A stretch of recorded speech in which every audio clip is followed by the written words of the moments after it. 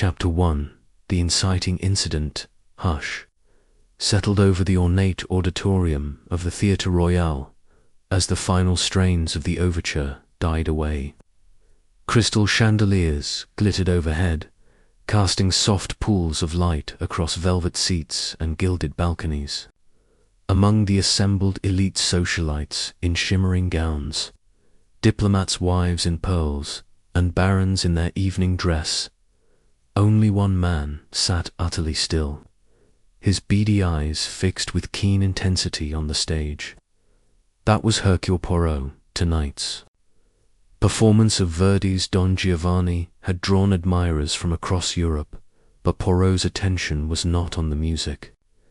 In his gloved hand he held a crumpled fragment of paper, the tattered remains of an opera program, torn precisely in half across the printed listing of scenes in Act 2. The edges were jagged, as though the paper had been ripped with sharp intent, not accidental wear. Even now, Poirot's mind raced. Why tear this program? And why here, beneath these very chandeliers? A gentle cough alerted him to the approach of his ever-faithful friend, Captain Arthur Hastings. Hastings, resplendent in a well-cut tailcoat, took the seat beside Poirot with a curious tilt of his head. "Mon ami," Hastings whispered, "the performance is about to begin. Would you care to return your program to its rightful place?" Poirot pressed the torn edge between thumb and forefinger. "Ah, Hastings, but the program is of no consequence tonight. It is its mutilation that intrigues me. A deliberate act, oui." He tapped the fragment lightly. "Notice how the tear falls exactly through the title of Scene 3. It is no oversight, n'est-ce pas? It is a message." Hastings raised an eyebrow. A message, but from whom? And what possible meaning could it have? "Patience," said Poirot, laying a finger against his pursed lips. "The answer is before us." He leaned forward, lowering his voice even further. "Observe the conductor. Mademoiselle Vivienne Fournier." Her countenance betrayed a brief flicker of discomfort. As she scanned the front row during intermission, it passed in a mere second, but Poirot's eyes are trained to perceive the slightest tremor of the human heart. Hastings followed his gaze to the stage. Indeed, the poised figure of Vivienne, baton-poised, had allowed a quick downward glance toward the audience, perhaps searching for someone. But the overture resumed, and her gaze returned to the score. Poirot straightened. "I shall speak with Mademoiselle Fournier once the performance concludes. But mark my words, Hastings, this torn program is the key to something far more sinister than a mere theatrical prank." He pressed both halves together, as though reconstructing an unseen whole. "There is a quarrel concealed within these pleasantries of high society." As the chorus launched into the aria, Madamina, il catalogo e questo, Poirot's attention flicked to a figure in the stalls. Lady Clarissa Beaumont, renowned patron of the arts. Clad in emerald silk, her posture was rigid and her gloved hands gripped the arms of her chair. Earlier, Poirot had observed, she had accepted the torn program with a polite nod, then slipped it discreetly into the satin folds of her reticule. What was she hiding? Hastings, sensing the tension, leaned closer. "Are you suggesting that Lady Beaumont had something to do with the tearing?" Poirot lowered his voice to a confident murmur. "Not Lady Beaumont herself, Hastings, but someone who wishes her distress. You see, Beaumont stands to lose much if a certain secret comes to light."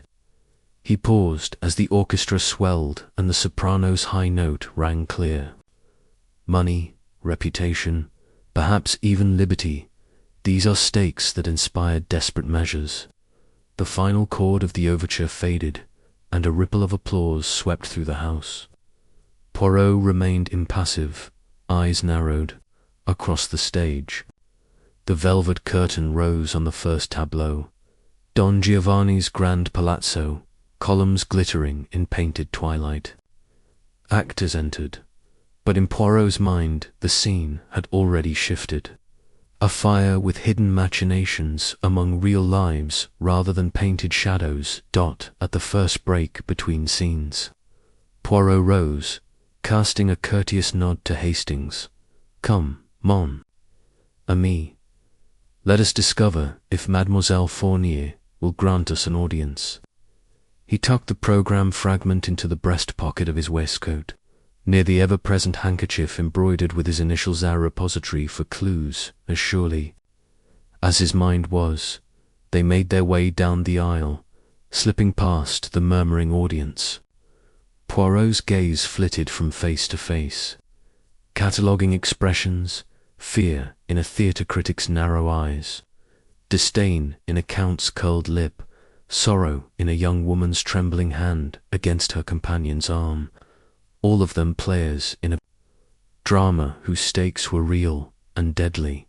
Outside the stage door, a petite figure in the hush of backstage corridors awaited Vivienne Fournier, her pale cheek flushed under the glare of gas lamps. She clutched at the edge of her gown, lips parted as though to speak, yet words failed her. Poirot paused before her. "Mademoiselle," he said, voice gentle but firm, "I crave your indulgence for a moment of your time."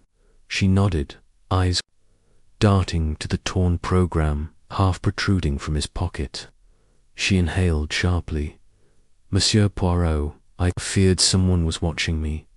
Her voice was low, trembling.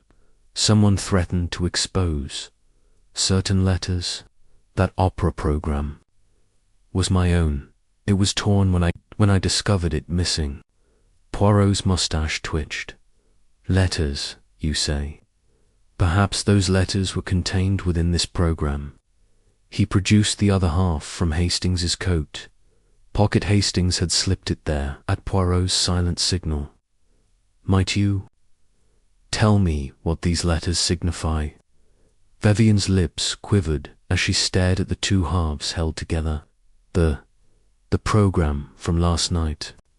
You see, she swallowed hard, raising her chin. "I discovered a note folded within. It was addressed to Lady Beaumont, but signed with the name of her late husband, Lord Beaumont, who passed away unexpectedly 2 years ago.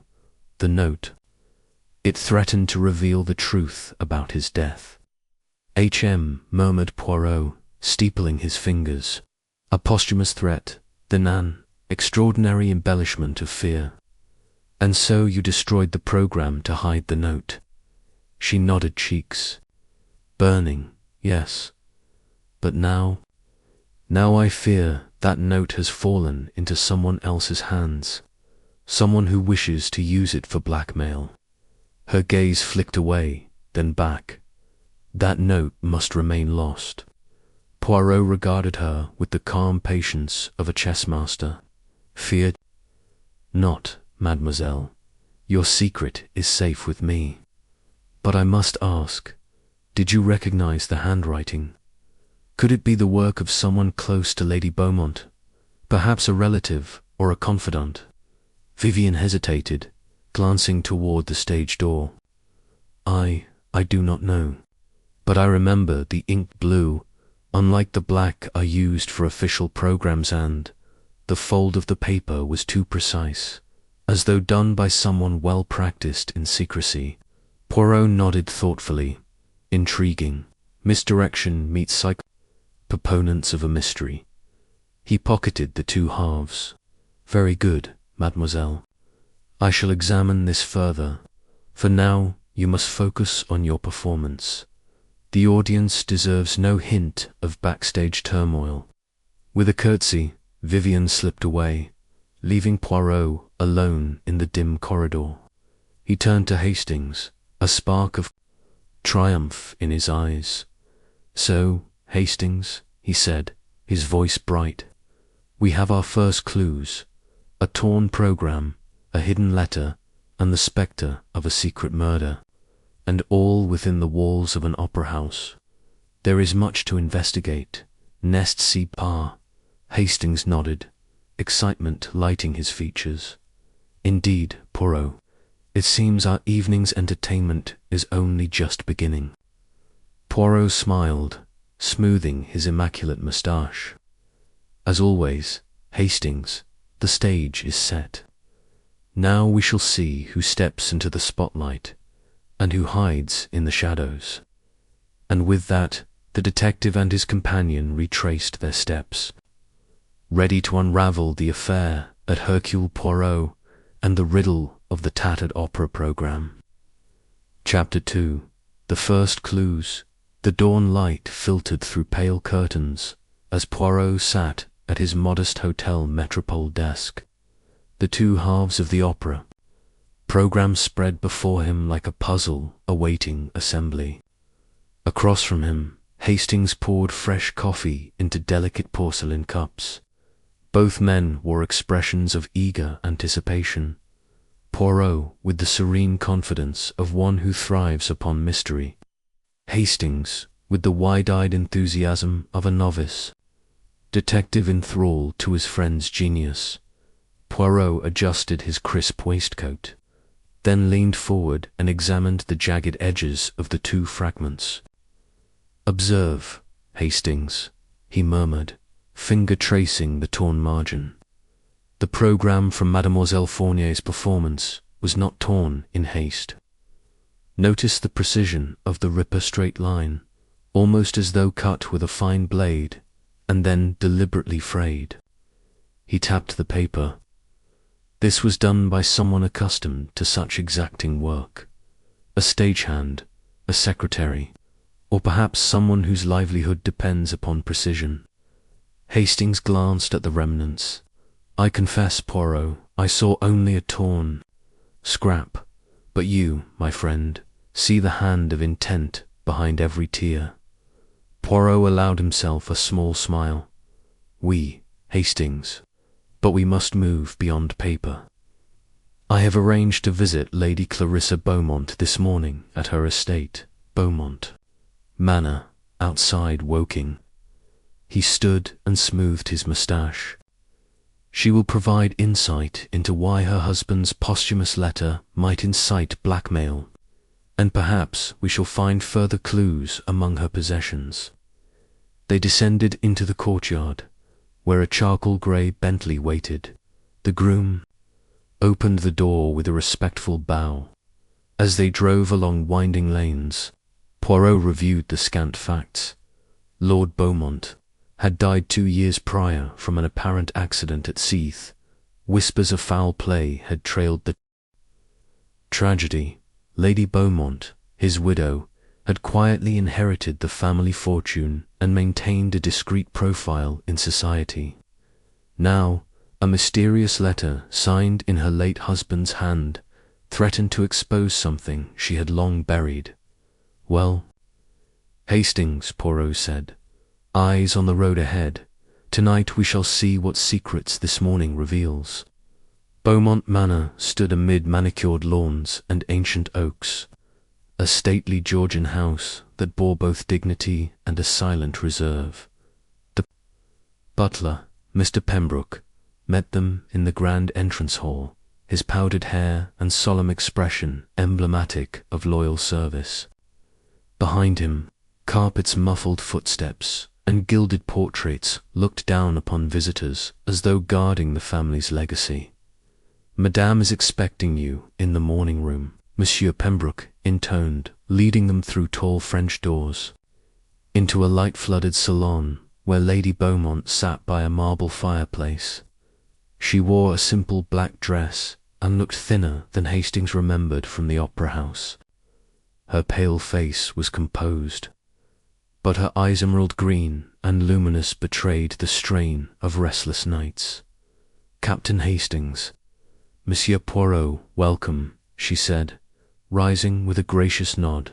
Her voice was calm, yet a faint tremor lingered. "I trust your journey was pleasant." "Thank you, madame," Hastings replied, offering a courteous bow.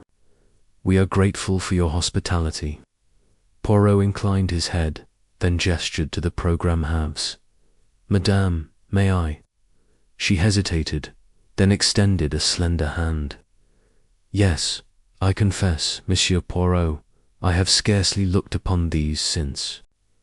Last night, he fitted the two pieces together, reconstructing the program's listing of scenes. The rip bisected the title scene 3, the masquerade at midnight, leaving the masquerade A on one half and T midnight on the other."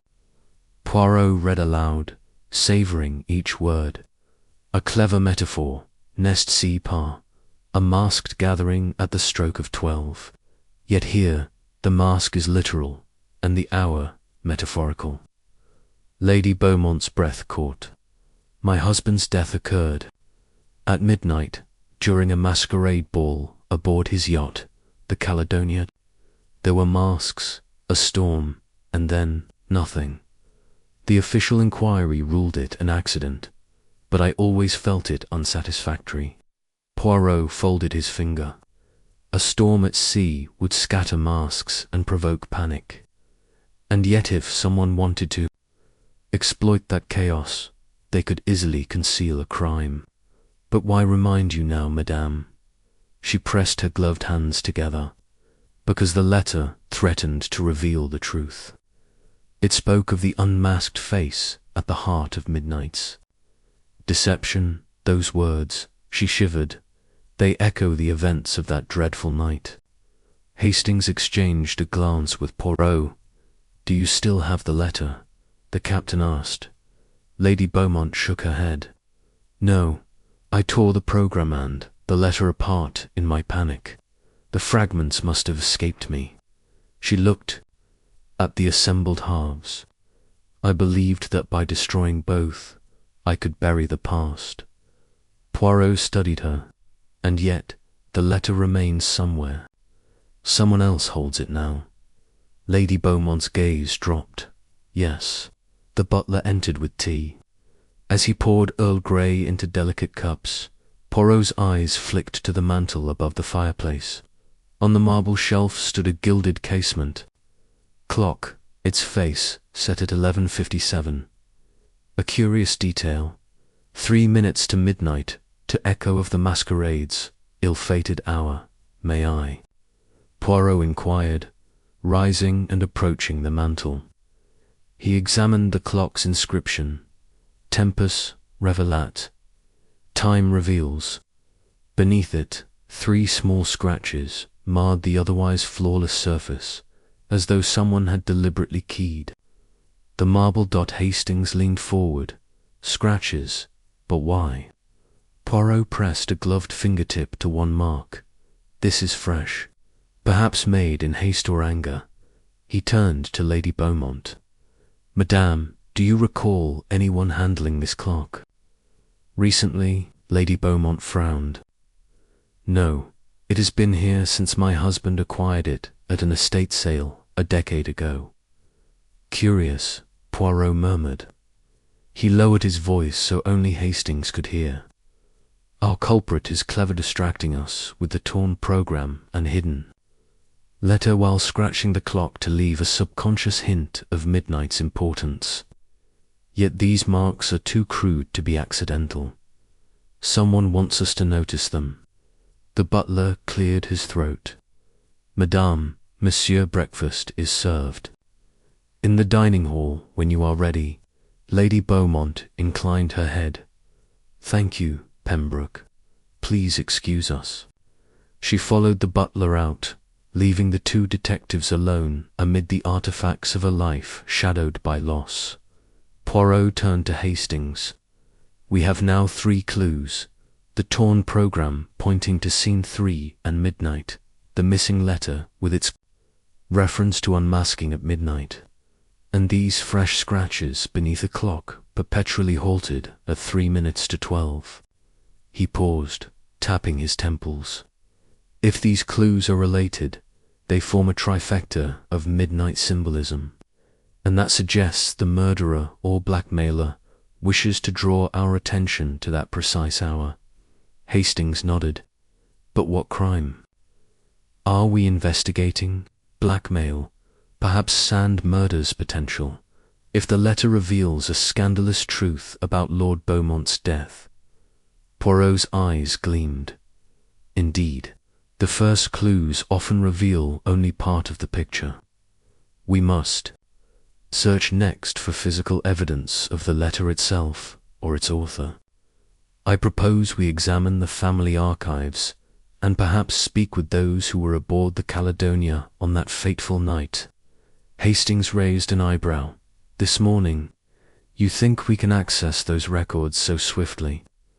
Poirot tapped his finger. Against the mantel. We shall see. After breakfast, I shall request Lady Beaumont's permission.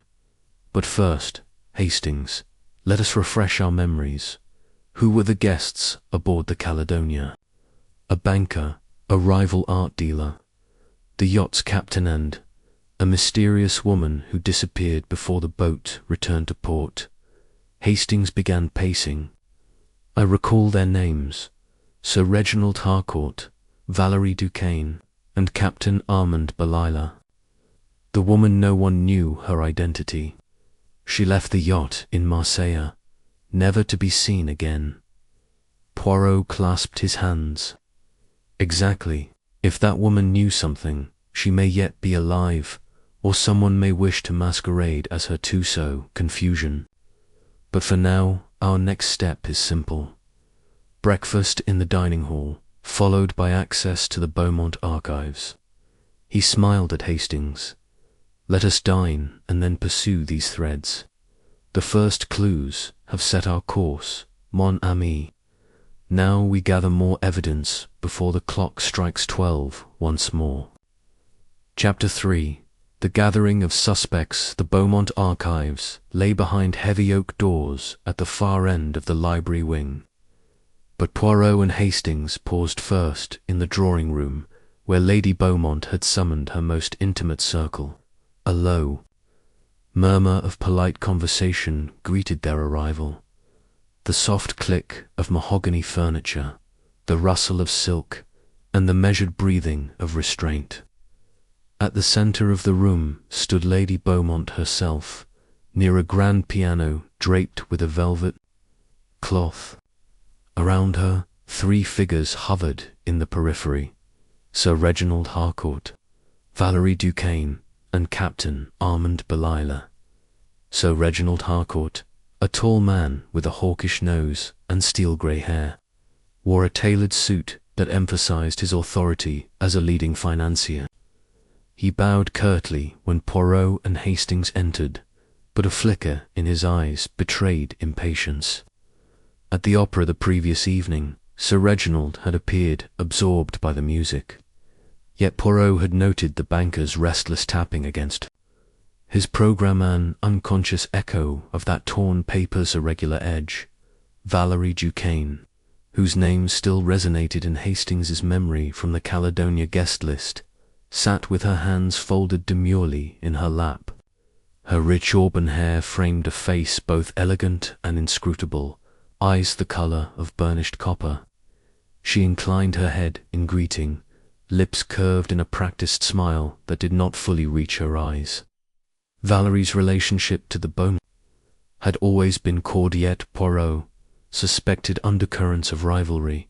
She sought Lady Beaumont's patronage for her fledgling art gallery, and a scandal could ruin either woman's reputation. Captain Armand Belila, the former captain of the Caledonia, leaned against the mantelpiece with jaunty confidence. His naval bearing was evident in his erect posture and neat uniform. Despite his resignation after Lord Beaumont's death, Hastings recalled that the captain had been the last to see the yacht's lights before the storm surged, and had insisted the tragedy was unavoidable. Now his expression was guarded, and his fine hands toyed with the buttons on his jacket as though testing their firmness.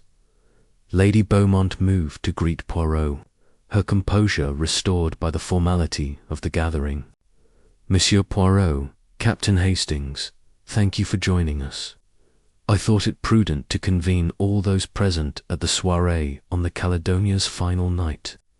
With your permission, I would like us to refresh our recollections.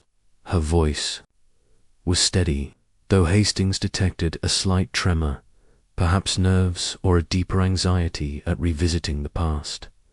Poirot bowed graciously. Madame, it is most judicious. The more minds we bring to bear, the sooner the truth emerges. He turned to Sir Reginald.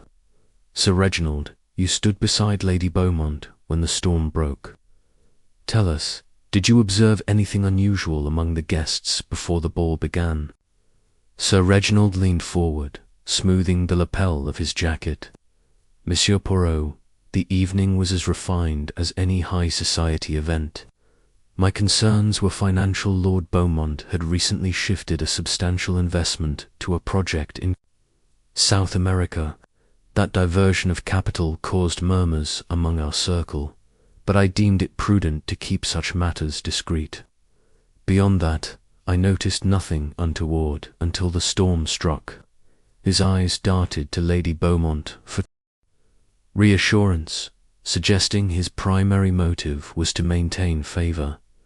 Poirot nodded thoughtfully, then addressed Valerie Duquesne. Mademoiselle Duquesne, you arrived at the ball bearing a priceless portrait gifted by Lord Beaumont himself. He remarked on your talent as a curator, yet I hear your gallery has struggled since his passing. Did that gift bear any conditions you find burdensome? Valerie's cheeks flushed slightly, and her voice dropped. Monsieur Poirot, Lord Beaumont's generosity was genuine.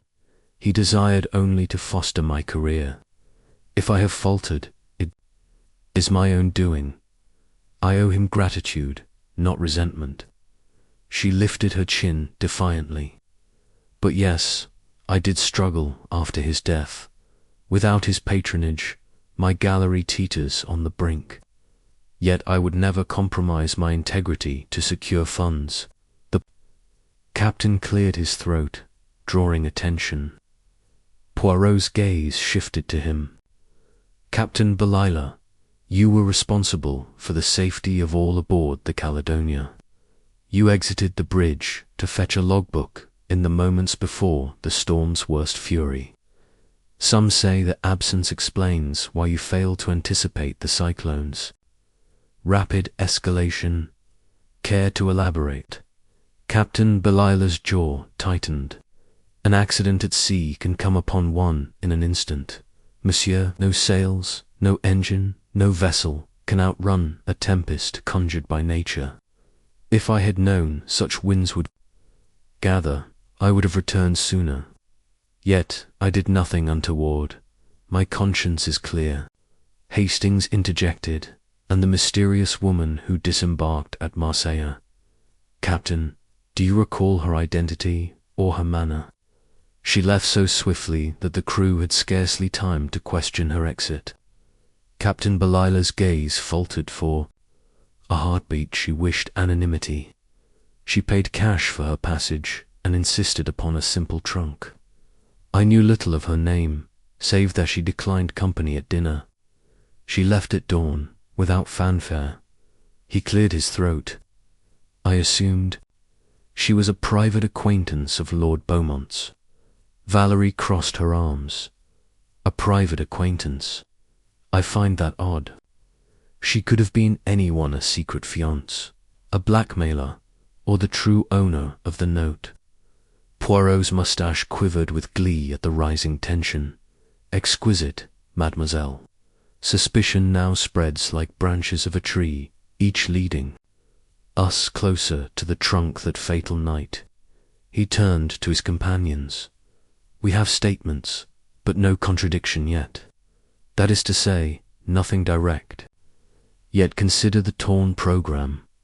Someone marked Scene 3, the masquerade at midnight, as the locus of our inquiry. And Madame, you admitted the reference to midnight struck a nerve.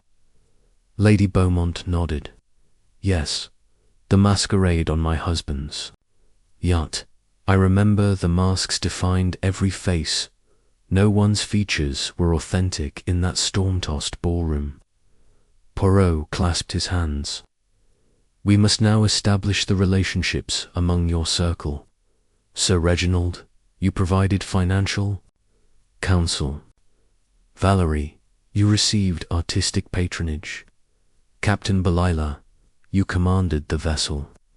If the note fell into any of your hands, you might exploit it for personal gain. He paused, surveying them with calm intensity. But one more suspect remains. The butler, Mr. Pembroke. At his name, Pembroke appeared in the doorway, carrying a silver tray of documents, guest lists, logbook entries, and the yacht's manifest. He presented them to Poirot with deference. Monsieur Poirot, he requested, these records for review. Poirot accepted the papers and examined the neatly penned pages. Mercy, Pembroke. He then addressed the trio.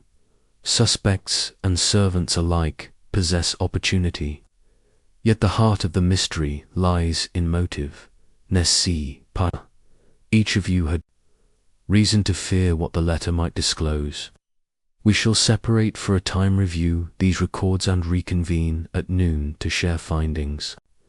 With that, Sir Reginald excused himself to inspect financial ledgers in the library.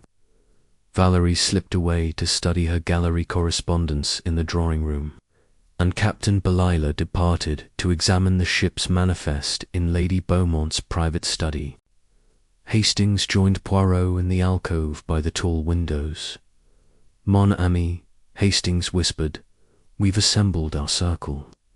They each have plausible motives, but no one has given themselves a why yet. He exhaled heavily. What shall we do next? Poirot's eyes gleamed. Now we let the evidence speak, Hastings. We review the manifest, the logs, and the guest list. In these mundane details may lurk a contradiction, a name spelled wrong, a time misrecorded, a signature smudged. Such trivialities unravel the most guarded secrets. We shall return here at noon and see which of our suspects' stories withstands scrutiny. Hastings nodded, steeling himself for the challenge. As Poirot settled at a carved oak desk to study the documents, the detective's brow furrowed in concentration. Outside, the midday sun climbed higher, illuminating Beaumont Manor in stark clarity.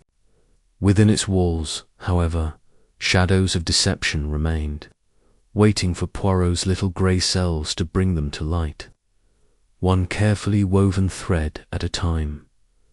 Chapter 4. Poirot's first hypothesis. The morning sun had climbed to its zenith by the time Poirot ushered Sir Reginald Harcourt, Valerie Duquesne, Captain Armand Belila, and Lady Beaumont into the oak-panelled drawing-room once more.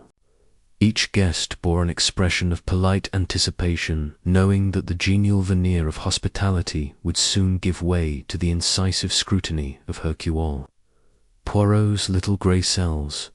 Poirot stood before the marble fireplace, the assembled fragments of the programme and the scratched clock face still imprinted in his mind.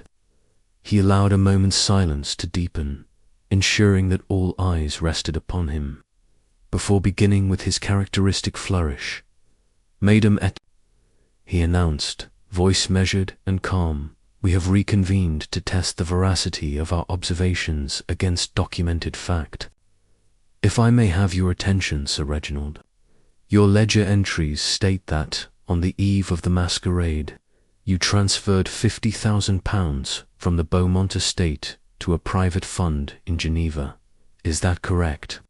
Sir Reginald inclined his head stiffly. Yes, Monsieur Poirot. It was a legitimate investment, sanctioned by my late friend, Lord Beaumont. Poirot tapped the ledger. Curious, however, that the sum appears as £50,500 in your personal bookkeeping, but £50,000 in the official estate records.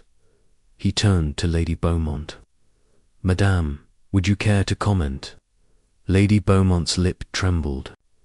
A clerical error, I assume. My husband's secretary may have mistyped the figure. Poirot raised a slender finger. Perhaps. Yet such a discrepancy invites curiosity. Might the extra £500 have been diverted elsewhere? A secret fund, perhaps. He paused, letting the implication settle. Valerie Duquesne stiffened. Are we here to be accused of embezzlement? Monsieur Poirot, not accused, mademoiselle, Poirot replied gently, but questioned. Every minute irregularity is a thread we must follow. He shifted his gaze to Captain Belila. Captain, your manifest notes that the Caledonia carried 20 crates of wine destined for a private cellar. Yet the dock records. List only 19. Where did the 20th crate go? The captain's jaw tightened. An oversight. A crate misplaced during unloading, no doubt. Poirot's moustache quivered. Unlikely, Captain. The wines in question were Chateau Lafite, highly prized. Misplacing such a crate would be most inconvenient and traceable. He tapped the air with his finger, and yet we have one missing. Sir Reginald cleared his throat. I would point out that one crate was delivered to my London residence the following day. Poirot's eyes gleamed. Ah, there you see. Mademoiselle and Monsieur, each of you has something to conceal, however innocuous it may seem. At this, Valerie's composure cracked. Monsieur Poirot, are you suggesting we engaged in dishonest acts surrounding a dead man's estate? Poirot held up a hand to quell her indignation. I suggest only that when secrets abound, the truth is obscured. Our task is to restore clarity. He turned to Lady Beaumont, who sat with her gloved hands clasped tightly. Madame, you claim ignorance of the missing wine crate. Yet you have the ledger discrepancy and the scratched clock evidence that someone sought to redirect. Attention to midnight and misdirect us from these subtler clues. Lady Beaumont's voice trembled. I confess, I scratched the clock in frustration, but I meant no harm. I only wished to blur my memory of that dreadful hour. Poirot inclined his head. Your honesty is appreciated, madame, and it confirms that our focus must lie elsewhere, not with you, but with those who stand to benefit most.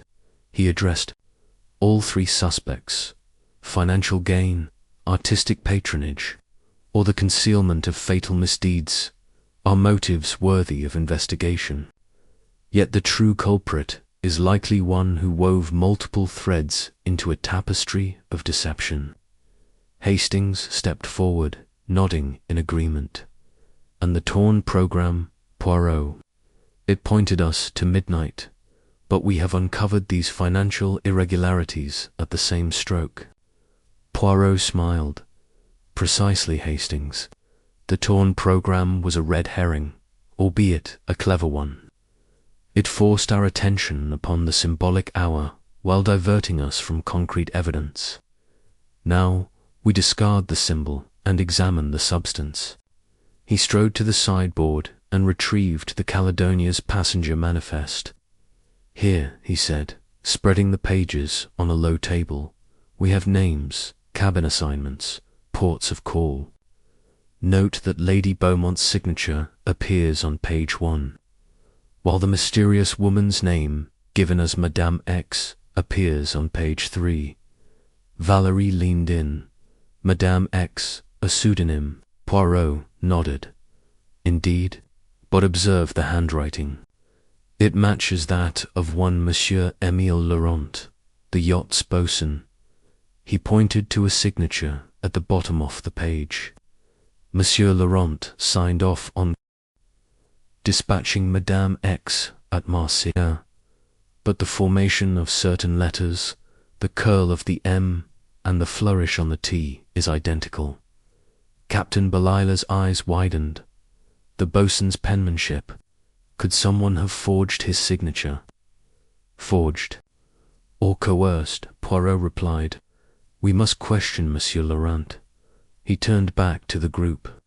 Thus far, we have uncovered a £500 discrepancy, a missing wine crate delivered to Sir Reginald, the boatswain's complicity in whisking away a secretive passenger, and our central figure, Madame X, who remains unidentified. A cold hush fell. Sir Reginald swallowed and cleared his throat. Valerie's cheeks were pale, and Captain Belilah's uniform buttons glinted with tension. Only Lady composure held firm, though her knuckles whitened around the arms of her chair.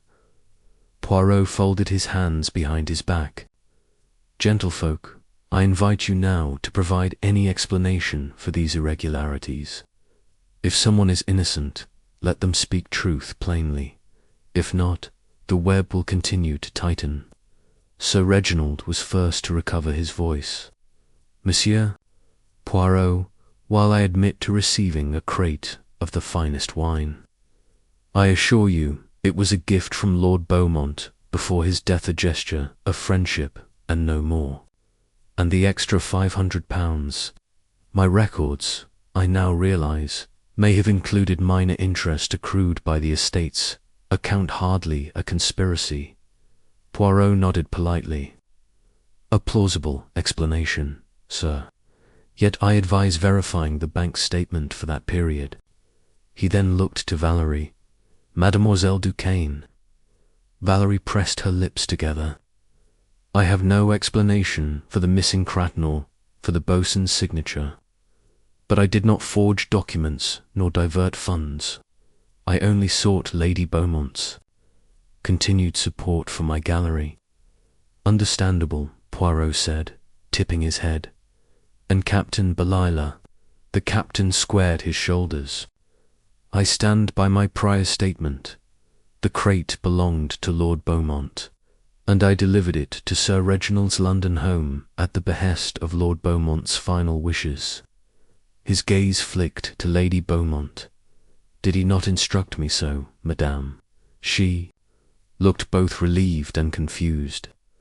I do not recall such instructions, Armand, but perhaps I was too grief-stricken to notice. Poirot raised a finger. Grief can impair memory, certainly, but if that crate bore a note, perhaps the same note that threatened the Beaumont legacy, its redirection, could serve to conceal its contents. He stepped away from the table. There is one more element, the boatswain, Monsieur Laurent. We must locate him, for he holds the key to Madame X's identity and the path of that letter. Hastings produced his notebook. I will dispatch a message to the docks and request Monsieur Laurent's presence at this estate. Poirot smiled. "'Tis been. In the meantime, I shall review these accounts once more. The true culprit will reveal themselves when all such explanations collapse under the weight of logic and when our dear friend's final letter is brought to light." He turned to Lady Beaumont. "Madame, with your permission, I shall remain here this afternoon to examine anything further you wish to provide, and at sunset, perhaps we shall all reconvene for a formal dinner where additional revelations may surface." Lady Beaumont inclined her head. "Of course, Monsieur Poirot, I am at your disposal." As the guests dispersed, some with relieved smiles, others with furtive glances, Poirot folded the manifest and the ledgers under his arm. He motioned for Hastings to follow him toward the study. "Mon ami," Poirot murmured as they walked, "we have begun to unravel the threads. Financial misdirection, forged signatures, and the concealment of a mysterious passenger, all pieces of our puzzle. Soon the image will become clear." Hastings grinned. "Indeed, Poirot. And when it does, I suspect the culprit will have no mask to hide behind, no midnight masquerade to protect them." Poirot's eyes sparkled with anticipation. "Patience, Hastings. The denouement approaches, but all in due time. For now, we continue our pursuit of truth, guided by reason, not deception." And with that, he returned to the hearth, ready to illuminate the darkest corners of Beaumont Manor's secrets. Chapter 5. Initial interviews begin by mid-afternoon. The drawing room had been transformed into an impromptu suite of interview stations. Lady Beaumont's mahogany secretary desk hosted Sir Reginald Harcourt, seated before a ledger and quill. A chaise longue near the windows cradled Valerie Duquesne with her sketchbook and letters, and a small card table in the corner awaited Captain Belila, where he reviewed nautical charts and the Caledonia's log. Poirot moved among them with the grace of a conductor, ready to orchestrate the revelation of hidden truths. He paused first before Sir Reginald. "Sir Reginald," he began, voice soft yet precise, "you told us of an investment to Geneva. I wish now to inquire further. On the evening of the masquerade, to whom did you deliver the extra £500? Poirot tilted his head, noticing how the banker's polished shoes tapped the carpet in nervous rhythm. Sir Reginald cleared his throat. "Monsieur Poirot, I directed my private secretary, Mr. Wilkins, to arrange the transfer. I had no reason to handle such details." Personally, he offered a brittle smile. "Mr. Wilkins is efficient and discreet." He confirmed receipt the following morning. Poirot pursed his lips. "Discreet, Weebert. Does Mr. Wilkins still serve the Beaumont estate? Might we speak with him?" Sir Reginald's eyes flickered. "He is on leave, Monsieur illness in his family. He will return in a fortnight." "A convenient absence," Poirot murmured. "And yet necessity compels me to verify every link. Would you consent to allow me to examine your correspondence with Mr. Wilkins? A simple letter or telegram would suffice." The banker's jaw tightened. He glanced at Lady Beaumont, who sat quietly at a distance. At Poirot's insistence, Sir Reginald produced an envelope bearing a Geneva postmark. "Here," he said. Stiffly, "it confirms the transfer amount."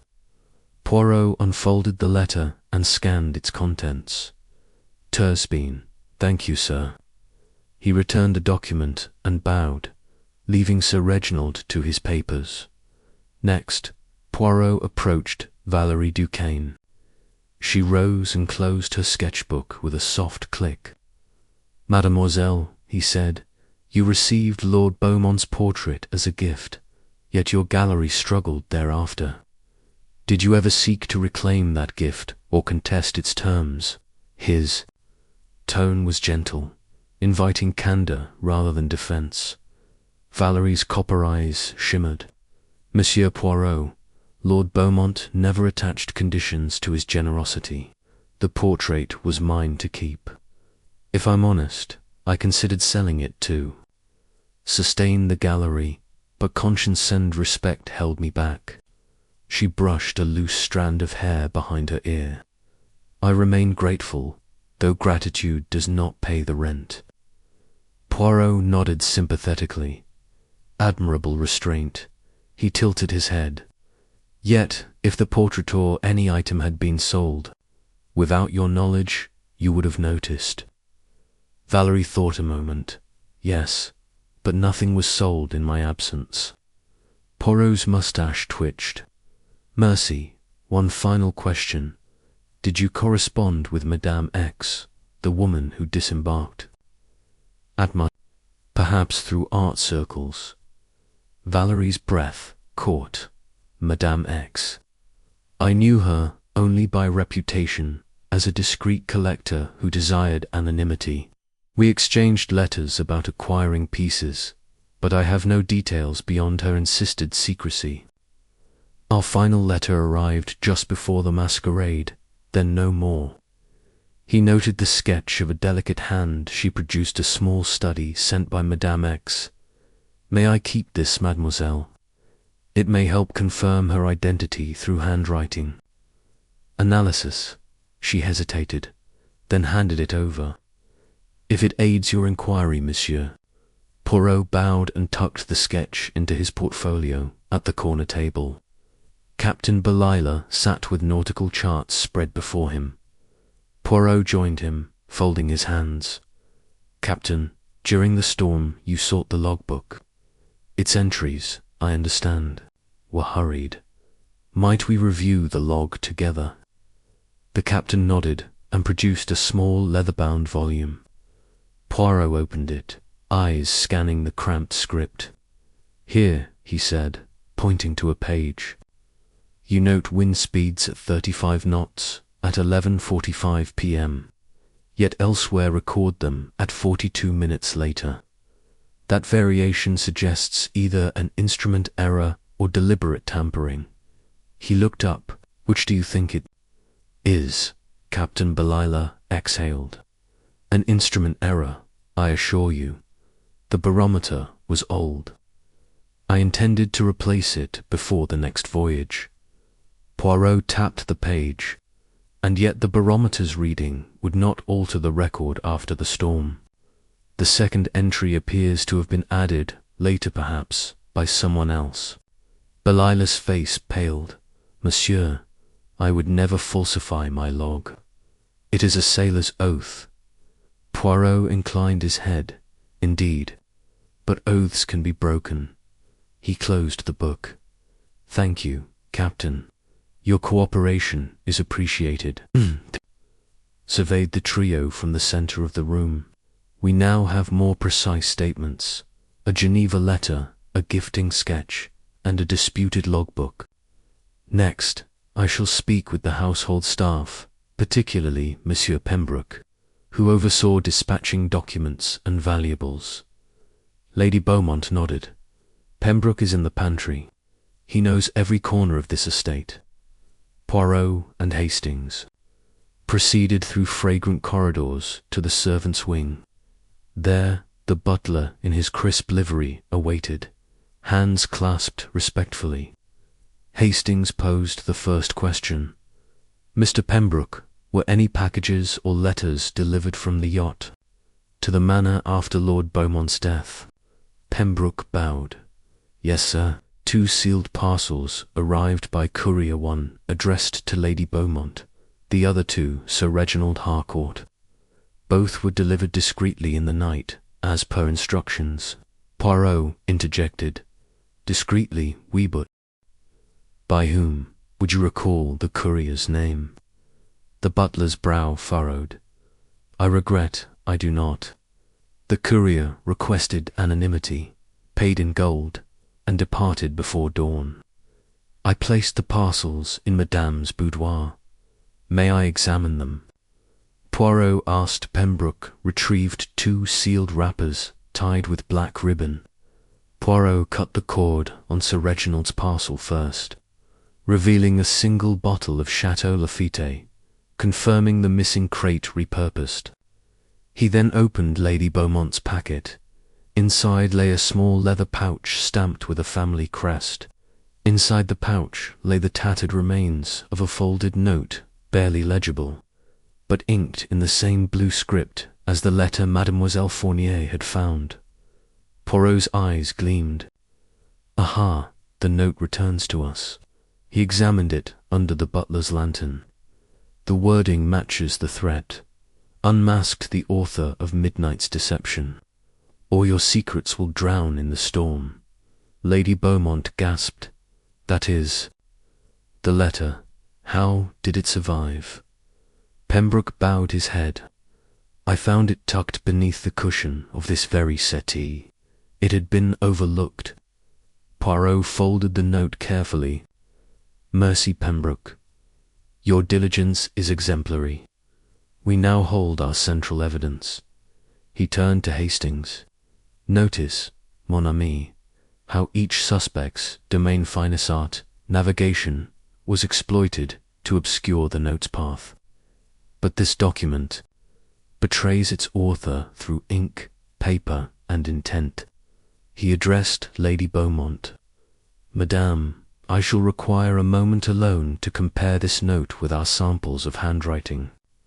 He collected the Geneva letter, the portrait sketch, and the log excerpts, placing them side by side. As he studied the flow of each script, Hastings whispered, "What do you see, Poirot?" Poirot's eyes shone. The slant of the letters, the pressure upon the downstrokes, it matches not Mr. Wilkins, not Madame Duquesne, nor Captain Belila. It is the hand of someone who writes seldom but deliberately, someone above suspicion. Hastings exhaled. But who? Poirot straightened, smoothing his waistcoat. Patience. The interviews have revealed intent, but not the actor. We shall conclude our inquiry this evening, once we identify Madame X and her connection to our suspects. Until then, we must keep our evidence close and our little grey cells alert. With that, he replaced the note in its pouch and signalled Hastings to escort the household staff away. The first interviews had yielded fragments of truth. Now, Poirot would assemble them into the mosaic of justice, one precise deduction at a time. Chapter 6. First, false lead. Late that afternoon, a sharp rap sounded at the heavy front doors of Beaumont Manor. Poirot and Hastings exchanged curious glances as Lady Beaumont summoned the butler, Mr. Pembroke, to admit an unexpected guest. Moments later, Chief Inspector Japp of Scotland Yard entered the drawing-room, flanked by two uniformed constables. The inspector's square jaw and matter-of-fact manner suggested a man accustomed to swift judgments, quality Poirot regarded with cautious respect. "Monsieur Poirot, Captain Hastings," Japp greeted, removing his bowler hat. "I've received your communiques regarding a forged logbook entry, an alleged blackmail note. Thames police have apprehended a suspect, Emile Laurent, the yacht's boatswain."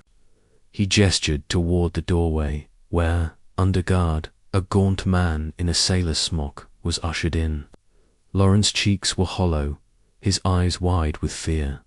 "The handwriting matches," Japp continued, laying the folded note on a side table. "Our expert compared it to specimens found among Laurent's belongings. He's arrested for forgery and conspiracy to blackmail Lady Beaumont." Laurent trembled as one constable removed his cap. "Monsieur, I swear on my life I did not write that note. I only signed off on passports and manifests, as instructed." His voice cracked, revealing genuine terror rather than guile. Lady Beaumont rose, hands clasped. "Inspector, are you certain? Monsieur Laurent has served my family faithfully for years." Japp gave a curt nod. "The handwriting, madame, it is identical, and we found ink-stained papers in his quarters." Poirot regarded Laurent with calm detachment, then turned to Japp. "Chief Inspector, may I request a moment to review the evidence?" Japp raised an eyebrow but acquiesced. "Very well, Poirot, but do it quickly. We have other duties." Poirot signalled Hastings to accompany him.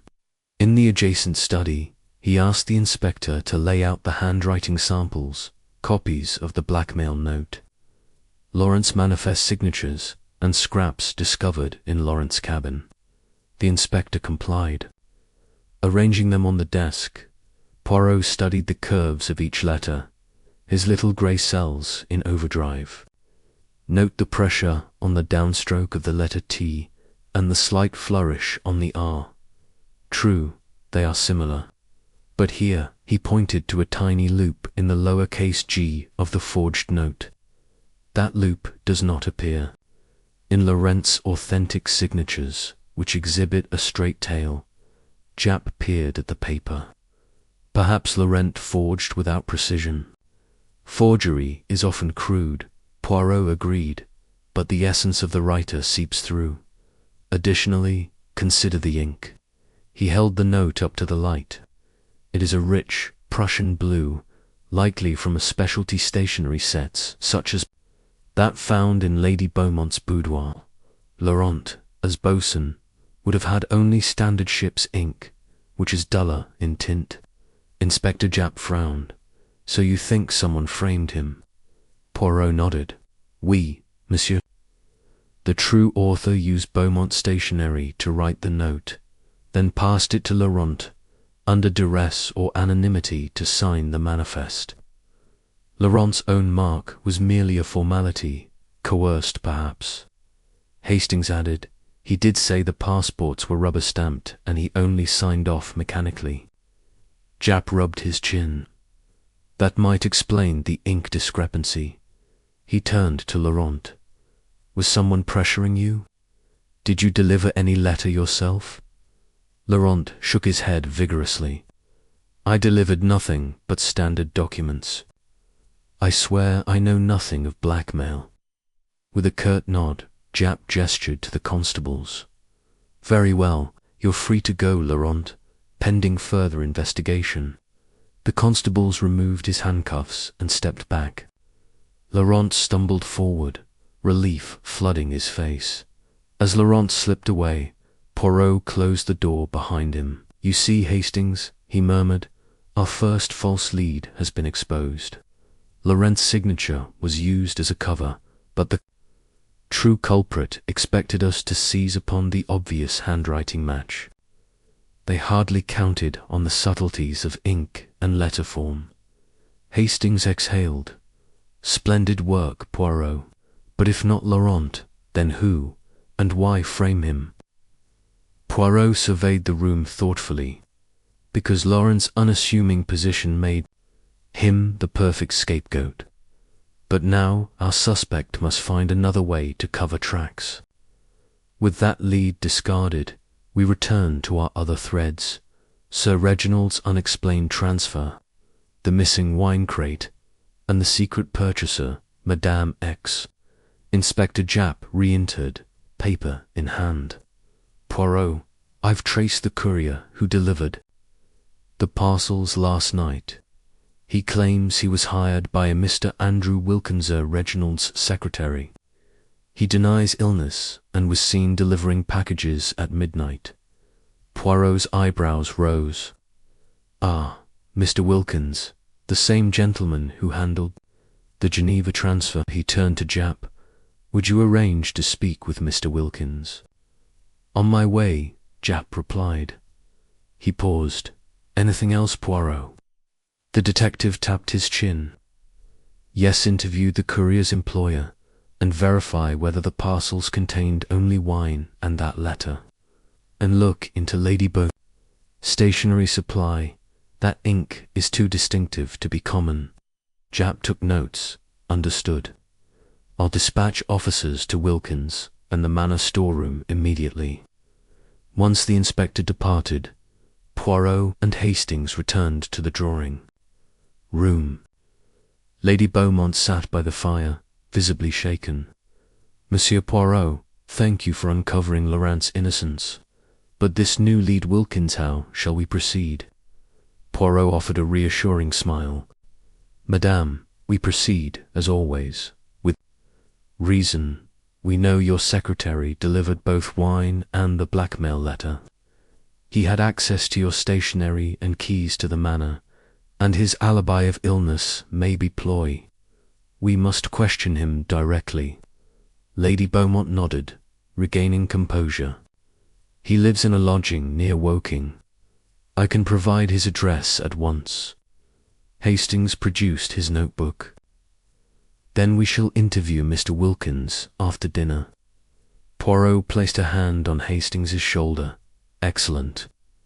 But first, mon ami, let us rest and prepare questions that address motive and opportunity. A well-phrased interrogation will extract truths that fabrications cannot withstand. Hastings sat beside Lady Beaumont, pen poised. I'll draft the questions based on our findings: the midnight delivery, the ink, the financial discrepancy, and the missing wine. Poirot nodded. Appreciatively, oui. and we must be mindful that our culprit is clever, capable of anticipating our moves. This second interview must be conducted with subtlety, drawing out confessions rather than confronting with blunt evidence. He rose and smoothed his waistcoat. For now, let us retire to our chambers. We reconvene for dinner at 8, and afterward we shall visit Mr. Wilkins. The first false lead has taught us that the obvious is rarely the true path. We must look deeper, beyond forged signatures and blue ink, to discover the mind that orchestrated this grand deception. Thus, with a misdirected arrest dissolved and a fresh suspect at hand, the evening at Beaumont Manor promised yet further twists, as Poirot's little grey cells braced for the next move in the intricate dance of psychological deduction and mind games. Chapter 7. The psychological game dinner was served in the candlelit dining hall at precisely 8 o'clock, just as Hercule Poirot had arranged. The long mahogany table gleamed beneath the crystal chandelier, and each place was set with gleaming silver and fine porcelain. Lady Beaumont presided at the head, her composure regained but tension still visible in the slight quiver of her hands. Around her sat Sir Reginald Harcourt, Valerie, Duquesne, Captain Armand, Belila, and, at Poirot's insistence, the newly arrived Mr. Andrew Wilkins, Sir Reginald's secretary. Poirot observed them all from his seat opposite Lady Beaumont, his little grey cells humming with anticipation. He had cast his nets wide: financial inconsistencies, a missing wine crate, forged signatures, hidden notes, and now the invisible snare of psychological provocation awaited his unsuspecting guests as the first course of consomme was served. Poirot began with a casual tone. "Madame, you mentioned earlier the gift of Chateau Lafite to Sir Reginald.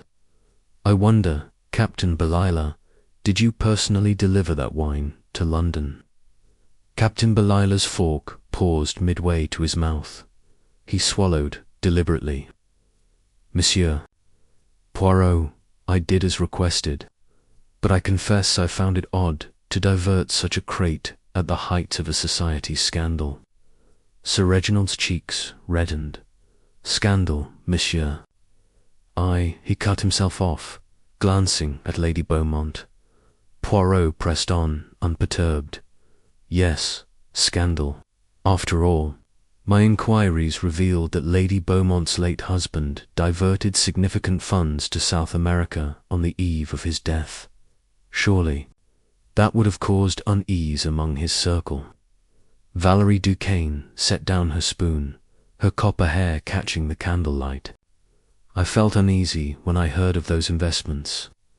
A man like Lord Beaumont, his appetite for risk was not always prudent." Poirot allowed a slender smile. "Risk, indeed." He leaned back, swirling his wine. "Risk is the essence of both fortune and ruin. Yet one must ask, who risks their reputation to save a gallery, or their assets to console a mistress?" A sharp intake of breath rippled around the table. Mr. Wilkins, whose pallor had deepened, nearly knocked over his water-glass. Hastings met Poirot's eye with a discreet nod. This was working exactly as planned. Poirot raised his glass in a perfunctory toast. "To the memory of Lord Beaumont, may his choices guide us to truth." He drank and sat forward again. "But let us speak of the mysterious passenger, Madame X. Valerie. You admitted correspondence with her. I am curious, did she ever threaten you or demand payment for her patronage?" Valerie's smile froze. "Monsieur Poirot, she was gracious. In every letter, no demands, only an eagerness for new acquisitions. After the masquerade, her silence troubled me more than any request for payment." Sir Reginald cleared his throat. "If I may, Poirot, A woman with such means might prefer cash in hand rather than gallery credit. Perhaps Madame X sought more tangible compensation. Poirot's eyebrows rose. A valid observation, Sir Reginald. Yet I have seen women of means who desire only discretion in their acquisitions and nothing more. He folded his hands. Discretion, n'est-ce pas, is often purchased at premium. The table fell silent as the second course was served. Roast pheasant with truffled potatoes. Candle flames danced in the glass of wine, and the ticking of the mantel clock, still set at 3 minutes to midnight, seemed to underscore every pause. Poirot continued softly, addressing them collectively. Gentlefolk, each of you has interests entangled with Lord Beaumont's legacy, financial, artistic, nautical, and administrative. But tell me who among you is troubled by the notion of unmasking deception at midnight? He allowed his gaze to drift slowly around the circle. Wilkins swallowed. I attend only to my duties, monsieur. Midnight, daybreak, it matters little to me. Lady Beaumont's knuckles whitened on her napkin. Monsieur, I beg you, I endure enough each day. Pray, do not toy with my grief. Poirot inclined his head sympathetically. Of course, madame. My intention is not to cause undue anguish, but to flush out the hidden heart of this mystery. He turned once more to Sir Reginald. You handled that extra £500. Did you ever mention to anyone the true purpose of that sum? Sir Reginald's gaze flicked to Wilkins, then dropped. It was a personal matter between Lord Beaumont and myself. I shared nothing of it with my secretary or any other. Valerie's expression softened. Sir Reginald, if you promise discretion, why involve a courier paid in gold?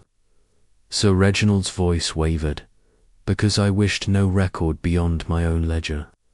My banker's discretion, too, sometimes the less said, the more secure the secret. Poirot's moustache twitched with delight. Secrets, yes, but not so secure when passages must be delivered under cover of night. He rested his chin on his hand. And what of you, Captain? You risked your reputation to transport that crate. Did you never question why Lord Beaumont entrusted you with that particular cargo? The captain's eyes darkened. I questioned nothing, monsieur. I served at his pleasure. If the message in that crate was meant for my to guard or deliver, it was not my place to question. Hastings cleared his throat and softly whispered, Monsieur Poirot. Perhaps a moment alone with the butler tonight would yield further truth. Poirot nodded imperceptibly, but addressed the table. Indeed, Hastings. But first an observation. He stood and set his napkin on the table. Notice how hands tremble when deprived of truth, how eyes avert when burdened by guilt, sir. Reginald, yours shook when I asked of the £500. Valerie, your composure faltered at mention of cash versus credit. Captain, you grew defensive at the notion of questioning a captain's duty. And Mr. Wilkins. Poirot paused as Wilkins's face went pale. You almost spilled your drink at the slightest reference to midnight's courier. Every gaze turned to Wilkins. He licked his lips, stammering, I only did as I was paid to do. Poirot's eyes sparkled. Paid in golden incentive for loyalty. Yet loyalty wavers when conscience pricks the heart. He folded his arms. Thus far, none of you has accused another outright, nor confessed your own deeds. But the game is afoot, and I invite you now to unburden your soul if you possess. Courage. Silence reigned. Then Lady Beaumont rose, voice trembling but firm. Monsieur Poirot, you have subjected us to relentless scrutiny. I implore you tell us what you know at this moment. Poirot inclined his head. I know that our culprit is watching every word. They will use tonight's conversation to adjust their strategy. That is why the psychological game must escalate. He glanced at his watch. We shall conclude this exercise with coffee in the drawing room alone with the butler, as Hastings suggested. There, truths emerge in half-light. He resumed his seat. For now, we dine. Enjoy the pheasant and reflect upon whose fortunes rise and fall with each dish. In this subtle battle of minds, the strongest motivation will betray the weakest. Conscience, as conversation resumed in low tones, Poirot watched each guest. His carefully laid traps had produced discomfort, misstep, hesitation, but no confession. Yet he sensed that a fault line had opened beneath their faculties. One slip, one misplaced word, and the labyrinth of deception would reveal its center. He sipped his wine, savoring the tension. The masquerade of polite society continued, but beneath each mask, human frailty trembled, waiting to be unmasked by the unwavering precision of his little grey cells. Chapter 8. A secondary mystery. The candles in the drawing-room had barely flickered out when a sharp, urgent knock echoed through the corridors of Beaumont Manor.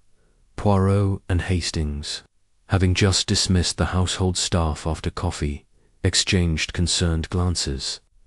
Dusk had settled outside, and the house's corridors, lined with ancestral portraits, now wore a more ominous air. Who could that be at this hour? Hastings murmured as Poirot led the way to the front hall. Mr. Pembroke, summoned once more, opened the door to reveal Constable Reeves, hat in hand and face drawn with worry.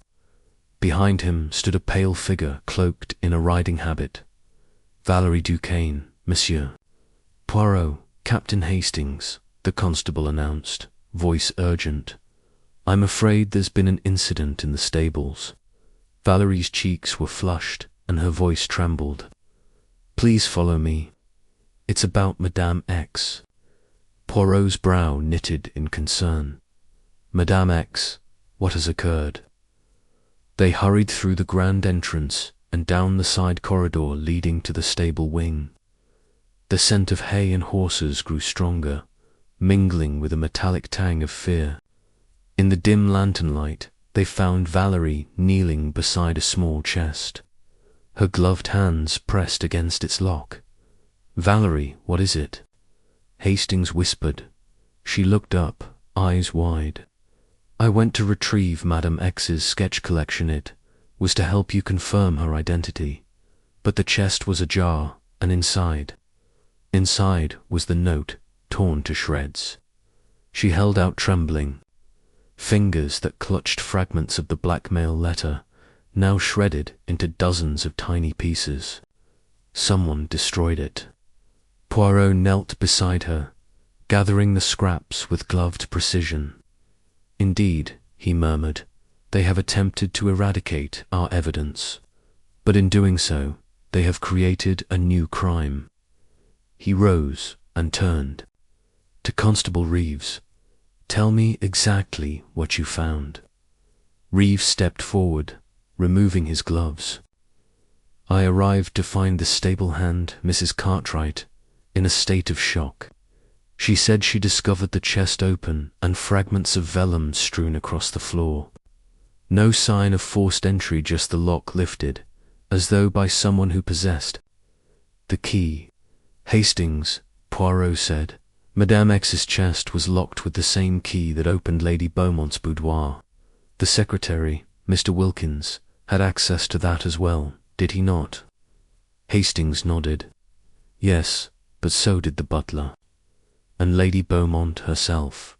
And you, of course. Poirot gazed at Valerie. Mademoiselle Duquesne, you handled the chest last. Did you notice the key missing from your reticule? She swallowed hard. I did. I placed it inside my pocket after our dinner, then remembered it when I fetched the chest. But when I tried to open it just now, the key wouldn't fit, the lock must have been changed. She bared her wrist, revealing a faint bite mark, and look-eye was scratched during the struggle. She winced, pressing a hand to her arm. A wave of sympathy crossed Hastings's face. Who could have attacked you? Mrs. Cartwright. Heard a scuffle, but feared to approach until after I called her. Valerie's lip quivered. She found me over the chest and thought I had fallen. Poirot turned to Reeves. Secure this room, constable. No one enters or exits the stables until I give leave. He peeled back layers of straw, revealing more snipped parchment. They worked by candlelight. Note the wax drippings on these pieces. He paused, examining a single fragment. This fragment bears the letters, Morrow's fortune. If we reassemble the note, we might still salvage its message. Hastings knelt to help gather scraps. Is this sabotage or panic? Poirot straightened. Both. Our culprit knows the note's revelation, whatever it contains, threatens their scheme. By destroying it, they hope to erase all traces of blackmail. But in choosing the stables far from prying eyes, they risk exposing themselves. I suspect the person responsible underestimated the vigilance of Mrs. Cartwright. He beckoned Valerie to her feet. Mademoiselle, how well do you know the staff here? Could any one of them hold a grudge against your late benefactor, or against you? Valerie frowned. Mrs. Cartwright has served this family for decades. She's like an aunt to me. I can't imagine she would harm me. But another staple hand, James Olcott, was dismissed last year after Lord Beaumont caught him selling horseshoes to a competitor. A sudden click in Poirot's keen mind made him pause. Dismissed for a minor theft, you say, yet returned to work at the behest of Lady Beaumont's grief. Interesting. But tell me, Constable, are there records of Olcott's whereabouts when Mrs. Cartwright discovered the chest? Reeves shook his head. No one saw him. He claims he was in the tack room all evening, polishing saddles. Poirot's eyes narrowed. We shall need to question him. In the meantime, Hastings, take these fragments upstairs. Lay them out against our other samples. See which words can be reconstructed. He turned to Valerie. You must stay here, mademoiselle, until we ascertain whether any evidence remains. He bowed to Mrs. Cartwright, who stood trembling by the door. Madame, you have done well to summon help. Please report anything else you observed, footsteps, voices, the smell of smoke from burning pages. The matronly stable hand nodded fervently. I'll stay until morning, monsieur. Poirot then addressed the constable. Reeves, summon. Olcott, you will bring him here at once, under escort. As Reeves departed, Poirot guided Hastings and Valerie back through the stable to the main house, each step echoing with tension. Once inside, they ascended to the drawing-room, where a lamp's warm glow awaited them. Hastings spread the fragments and their previous note together on a side table. Here, he said, I've placed them in rough order. These pieces fit with our original note. He pointed to a half-formed sentence. Your secrets will drown in tomorrow's fortune. The rest remained elusive. Poirot stroked his moustache. Tomorrow's fortune, a curious phrasing. It suggests not only wealth, but the future. The blackmailer threatened ruin at the moment of inheritance, perhaps implying that Lady Beaumont's fortune due to mature tomorrow would be seized. Valerie's eyes widened. My father's fortune was indeed to pass entirely to Lady Beaumont at midnight tomorrow, the second anniversary of the masquerade. Hastings frowned. That would coincide exactly with the reference to midnight, a convergence of wills and wealth. Poirot nodded. A cunning plan, blackmail to seize control of the estate at its most vulnerable moment, but destroy the note before it could be used and the inheritance could proceed unimpeded. He folded the papers. Our secondary mystery has thus deepened the main one. We have a new thread. The hidden will, set to be executed at midnight tomorrow, and someone desperate to prevent its discovery. Valerie shivered. My poor gallery. I feared only for my reputation, not for my benefactor's fortune. Poirot placed a reassuring hand on her shoulder. Fear not, mademoiselle. We shall uncover the true culprit, but tonight we must rest. Tomorrow, at dawn, we question James Olcott regarding his actions in the stables, and then we visit Lady Beaumont's solicitor to inspect the will itself. Hastings rose, and in the meantime I will see that the manor is secured and that all keys to the estate are accounted for. Tursbeen, Poirot agreed. For now, return to your rooms and sleep, if you can. For come midnight tomorrow, one among us stands to gain everything or lose it all. The game intensifies, mon ami, and we must be ready.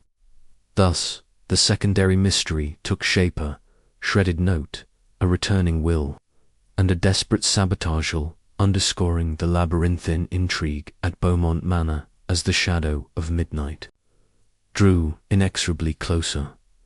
Chapter 9. Hidden Connections. The first light of dawn crept through the tall mullioned windows of Beaumont Manor as Poirot and Hastings gathered once more in the drawing-room. The shredded fragments of the blackmail letter lay spread upon the low table, but now a new piece of the puzzle demanded attention. The will.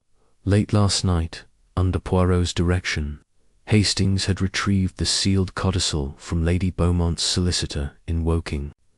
Now, with all principal players summoned, the detective was ready to reveal the hidden threads binding them together.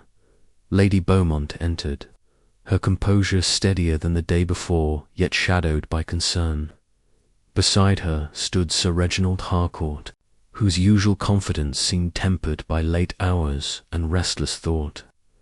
Valerie Duquesne and Captain Belila arrived next, both pale, Valerie's hand still bandaged from her scuffle in the stables. Finally, Mr. Andrew Wilkins appeared, his face drawn with fatigue but resolute. All took their places under the portrait of Lord Beaumont's stern visage, as though seeking guidance from beyond the grave. Poirot rose, smoothing his immaculate waistcoat. Madame, et messieurs, we commence anew. We have learned that the codicil to Lord Beaumont's will grants full control of the estate to Lady Beaumont at midnight tonight, on the 2nd anniversary of his passing. However, it also stipulates that, should Lady Beaumont be unable or unwilling to fulfill this charge, the estate transfers to a secondary beneficiary, Charles Duponte, cousin of Lady Beaumont, currently residing in Paris.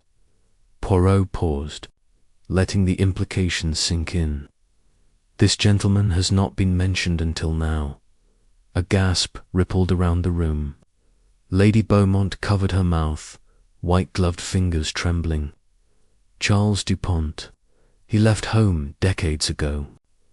I had thought of him as a distant memory.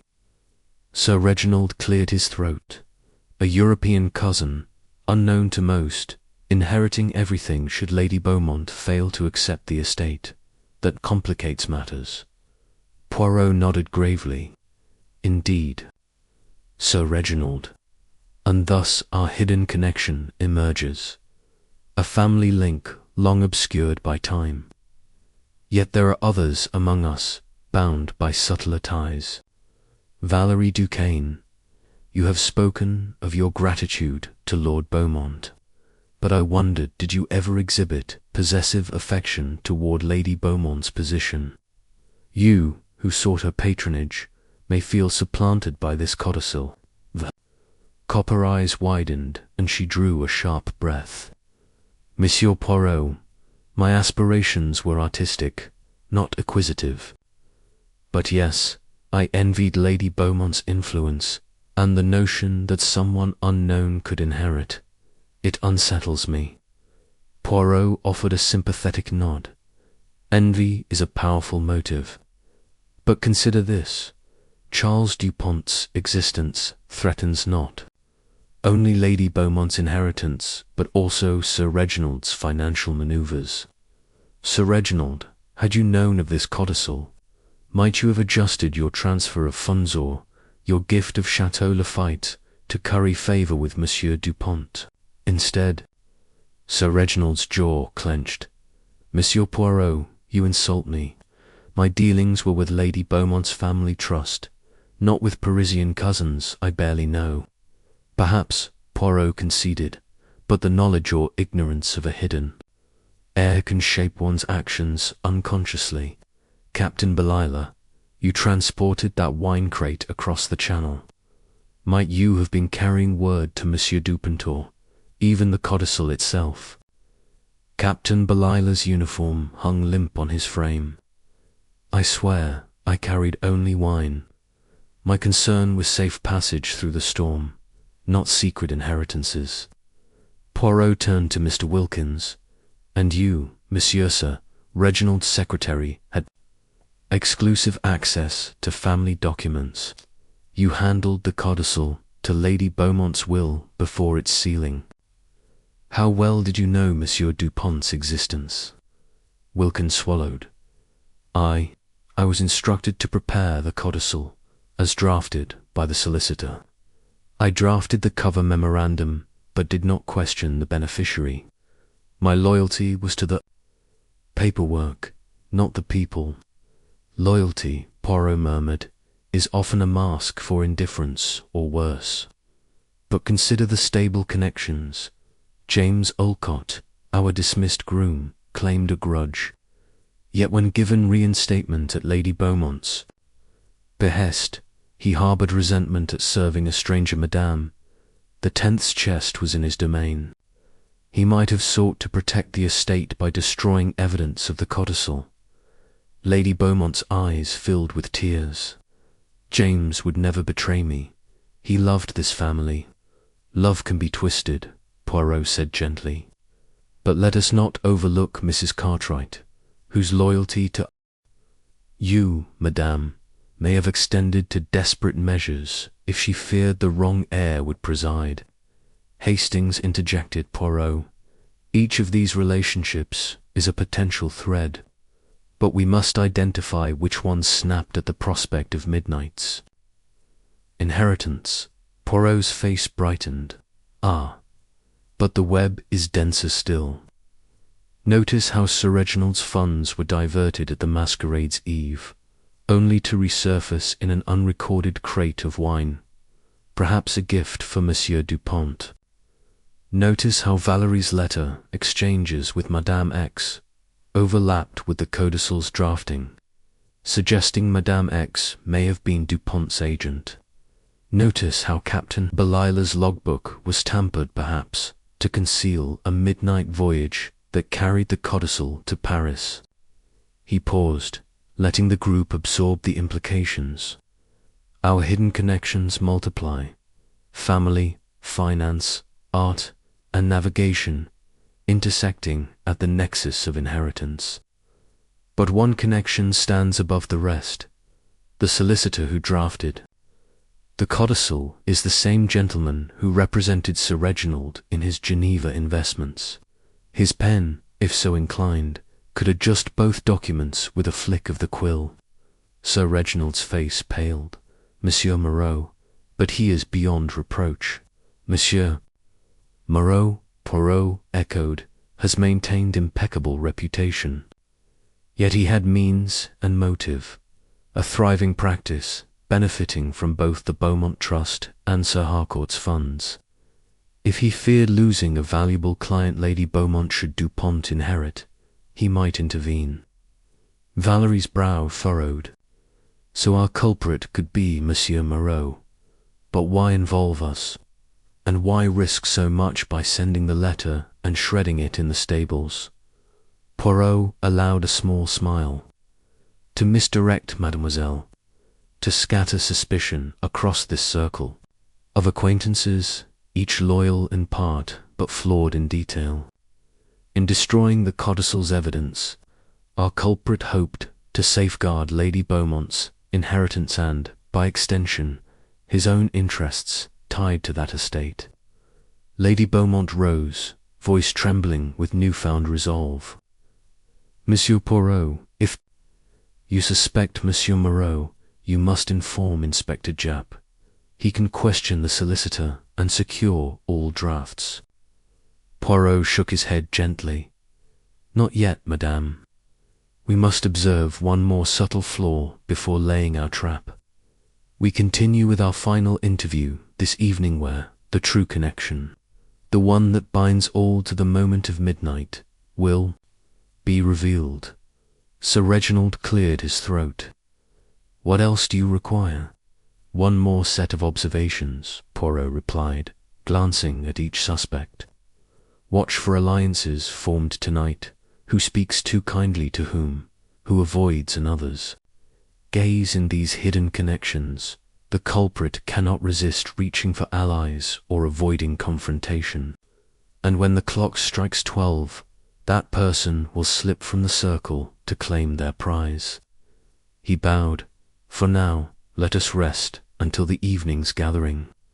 At sunset we dine again, this time with the solicitor in attendance, and we shall see whose loyalties hold and whose mask falls under the weight of uncovered connections.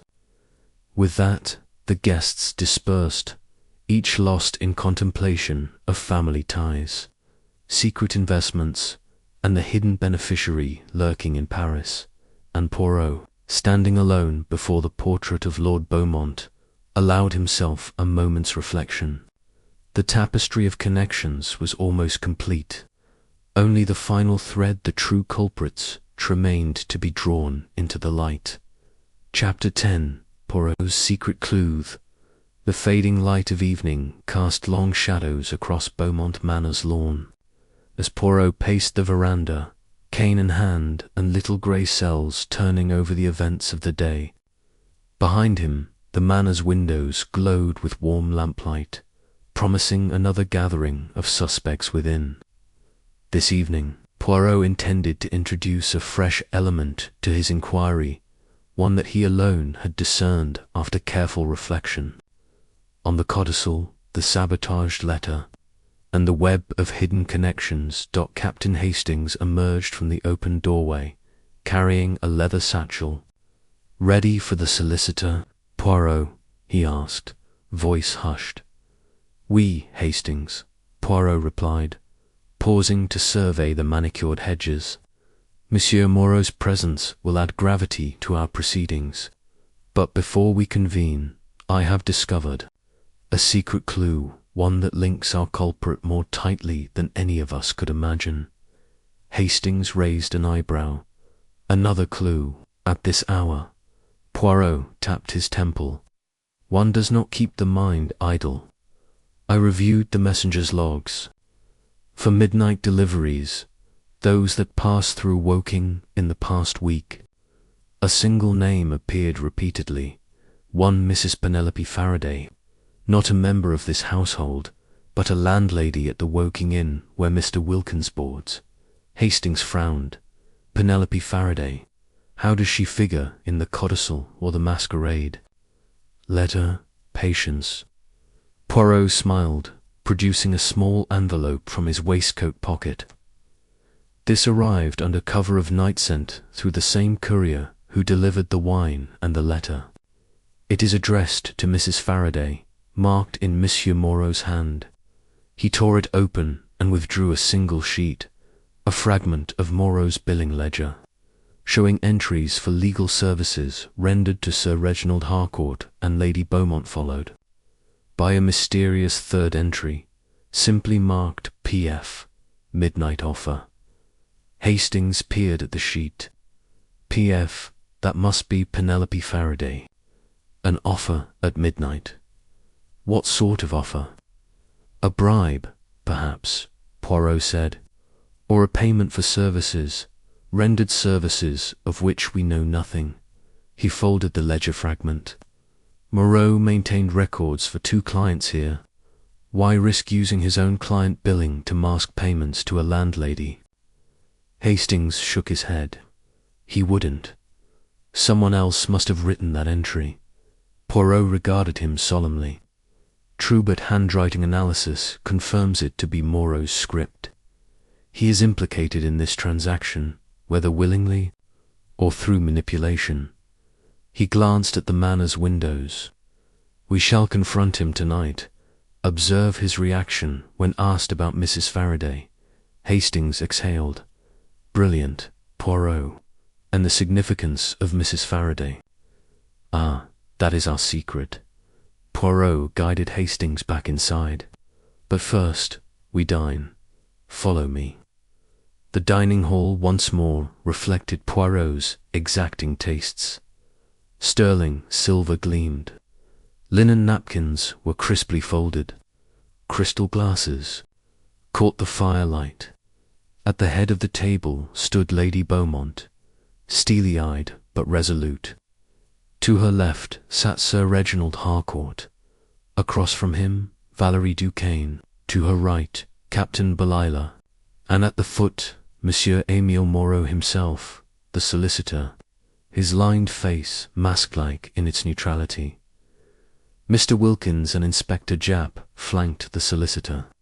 Completing the circle of scrutiny, Poirot rose and offered a brief toast to the pursuit of truth, which knows no truce with deception. Glasses clinked delicately, and he took his seat as the first course arrived. Delicate Consombreau began gently. Monsieur Moreau, you have served the Beaumont family faithfully. Yet I must ask, what were these entries in your ledger? P.F. Midnight offer. And to whom do they refer? Moreau's serene features flickered for an instant. He set down his spoon. I do not recall that entry, Monsieur Poirot. My records are extensive, and I confess, errors can occur. Hastings leaned forward. Errors in a solicitor's ledger. Madame X's sabotaged letter, the codicil secrecy, and now payments to this Mrs. Faraday. You must admit it looks suspicious. Moreau's hands clenched the tablecloth. Mrs. Faraday is a distant relation of Lady Beaumont's. I made arrangements for her to document Charles Dupont's acceptance of his inheritance, should he ever appear. He paused. I charged a nominal fee for that service. Valerie's eyes narrowed. Then why use Sir Reginald's account number for payment? Why risk all of this? A hush fell. Moreau's cheeks deepened in colour. Because I wished discretion.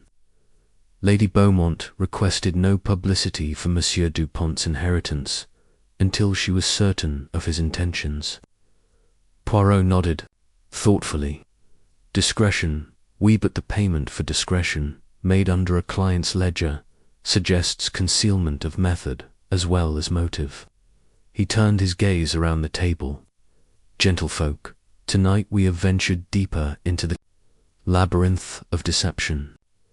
But before we continue, I would prefer to speak with Madame Duquesne and Captain Belila privately. He rose and approached Valerie.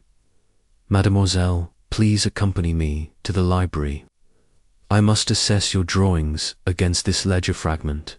Valerie followed, casting a worried glance at Moreau. Hastings approached the captain. Armand, join me in the billiard room. We need to clarify the timeline of your midnight activities.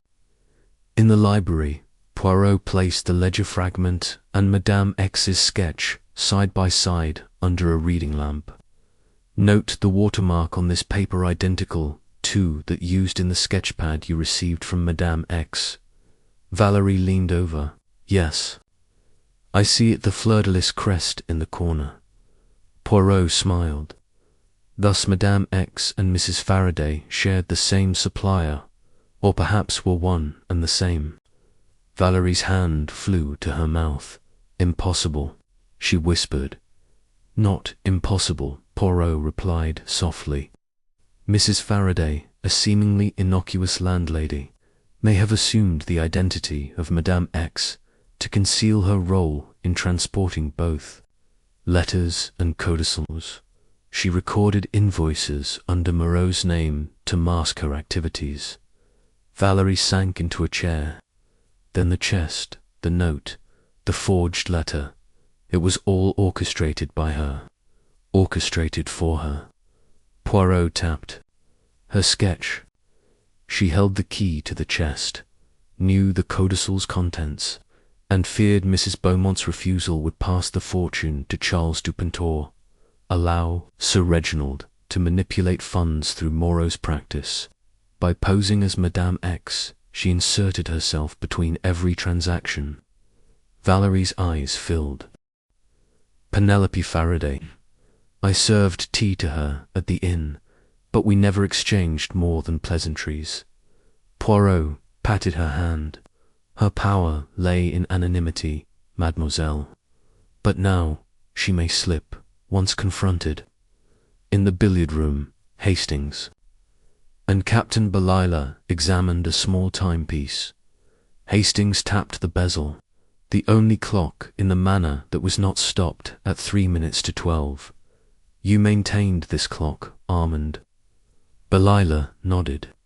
Yes, I prized its I noticed that time kept losing its edge. Hastings raised an eyebrow. Losing time. Perhaps synchronized with the codicil's execution. If Mrs. Faraday expected the will to transfer at midnight, she may have tampered with your clock to measure the exact moment. Belila's face went white. I replaced its mechanism after the storm last year, but I never inspected it again. Hastings clicked his tongue. Then our mistress of disguise had full knowledge of the clock's workings. She could time her sabotage, destroying the note in the stables, retrieving the codicil, and returning unnoticed. Belila exhaled. That's chilling. Back in the dining hall, Poirot, Valerie, Hastings, and Belila rejoined the group. Inspector Japp stood beside Moreau, whose face was now unusually drawn. Poirot inclined his head to Japp. Inspector, you will find Mrs. Faraday at the Woking Inn. She is our key witness and, I suspect, our principal suspect in this affair. Bring her here at once. He turned to the assembled company. Gentlefolk, our night's work concludes when we unmask this elusive figure. Until then, we rest upon the secret clue, the ledger entry to P.F. Linking, solicitor and landlady, and exposing the shadows that move behind these walls. He bowed. Let us await the arrival of Mrs. Faraday, then, at last, we shall piece together the final movements before midnight strikes. The guests sat in tense anticipation, knowing that one more reveal remained on that tonight their fates would be decided by the unwavering deduction of Hercule Poirot's little grey cells. Chapter 11. Tensions rise. The drawing room. Once a bastion of polite society, now crackled with barely contained hostility. Servants had ushered Mrs. Penelope Faraday into the circle of suspects, not as a guest, but as an accused conspirator. She stood pale and trembling near the hearth, clutching her reticule as though it contained her last defence. Opposite her, Sir Reginald Harcourt's lips were drawn into a thin line of barely restrained anger. Valerie Duquesne's eyes glittered with accusation. Captain Belila's naval bearing seemed to bristle with indignation. Even Mr. Wilkins, though normally composed, shifted uncomfortably under the weight of suspicion. Only Lady Beaumont hovered between them, torn by gratitude for her long-time landlady and horror at the unfolding scene. Inspector Japp, summoned by Poirot, stood at the edge of the room with folded arms, ready to intervene if violence erupted. Poirot himself remained seated in his accustomed armchair by the window, observing with calm detachment. His little grey cells hummed with anticipation, gathering every twitch of muscle and quiver of the voice as the tension coiled tighter. Sir Reginald was first to break the silence. He pointed a finger at Mrs. Faraday. You discreetly ferried those parcels under cover of night. You destroyed the blackmail letter in the stables. You tampered with the clock mechanism. And now you pose as Madame X to manipulate us all. His voice rose, echoing against the high ceiling. How dare you toy with our lives and fortune? Mrs. Faraday's hands shook so violently that her reticule slipped to the floor with a muted thud. She stooped to retrieve it, but her fingers fumbled. Valerie stepped forward, voice sharp as a blade. Don't let him bully you, Mrs. Faraday. You used that sketch pad, my precious gift, to disguise your own pen as someone else's. You forged Moreau's entries. What were you paid to do? For whom were you working? Captain Belila interjected, leaning on the mantel. And what of our clocks, madam? The one in my billiard room was altered so you could time your midnight operations precisely. By returning the hands to 3 minutes to 12, you ensured your incursion would go unnoticed until too late. Mrs. Faraday's eyes flicked toward Lady Beaumont. Madame, but her voice cracked, and she sank into a nearby chair, burying her head in her hands. Wilkins, stinging at being implicated, shot to his feet. Hold, we have no proof beyond a ledger, entry, and a watermark. Monsieur Moreau himself admits to making payments. Why deflect to this poor woman who merely acted on instructions? At that, Moreau, seated near the mantel with Inspector Japp at his elbow, rose with an air of wounded dignity. Wilkins is right. Penelope provided a courier service for many clients. Any suggestion that she orchestrated this entire affair is preposterous. She is neither forger nor blackmailer, merely a facilitator, paid to ferry documents from one place to another. Sir Reginald snorted. Facilitator, when those documents included threats against Lady Beaumont's life and heritage, when she destroyed the only evidence of blackmail. She is complicit in a crime. Lady Beaumont stood, her voice trembling but firm. Enough. I cannot listen to you accuse a woman who has served me faithfully for years without cause. Penelope, if you are innocent, speak now. Mrs. Faraday lifted her head, tears glistening on her cheeks. She drew a trembling breath. Madame Beaumont, I swear to you whatever transpired was not of my choosing. I delivered parcels and letters, yes, but I was paid to do so. I thought them harmless, legal documents, gifts of wine. I knew nothing of blackmail. I destroyed the note only because it bore your crest, and I feared that in prying I would betray you. She looked to Poirot. Monsieur, you know my hand was forced, but I am not the mastermind.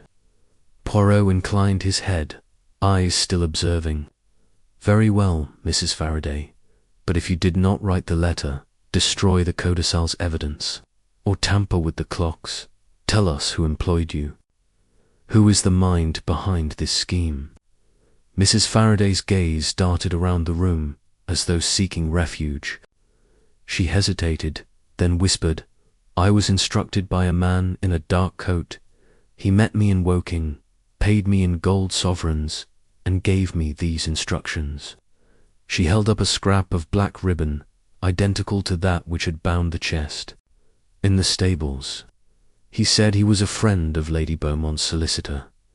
At this, a collective gasp rose. Sir Reginald's face blanched. Valerie's lips parted. Inspector Japp stepped forward. Monsieur Moreau, is there any such friend of yours, known only by a coat and a voice? Moreau's hand trembled as he reached for his glass of water. He swallowed hard. No, no such friend. I have no accomplices. I handled those arrangements. Myself, Hastings, seizing on the hesitation, pressed on. Then you lie. Someone in your practice, someone with access to your ledgers and stationery hired Mrs. Faraday, and you have protected them. Moreau's mask of composure cracked. His voice, once calm, quavered. You have changed nothing. My practice is open to scrutiny. He gestured to his ledger. Search it. You will find no trace of this unnamed figure. Sir Reginald stalked toward the solicitor. Enough of games, Moreau. We have every reason to believe you orchestrated this to protect your own interests or those of a client who stands to gain from Lady Beaumont's misfortune. Valerie echoed, yes, whose interests, monsieur, yours, Sir Reginald's, Captain Belilah's.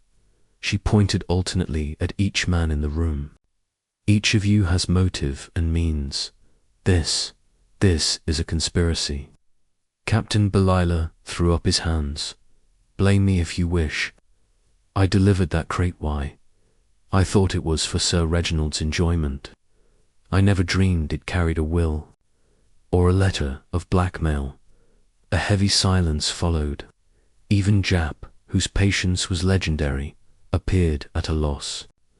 Lady Beaumont sank onto a settee, tears streaming, as the circle of friends and servants turned against one another in a cacophony of accusation.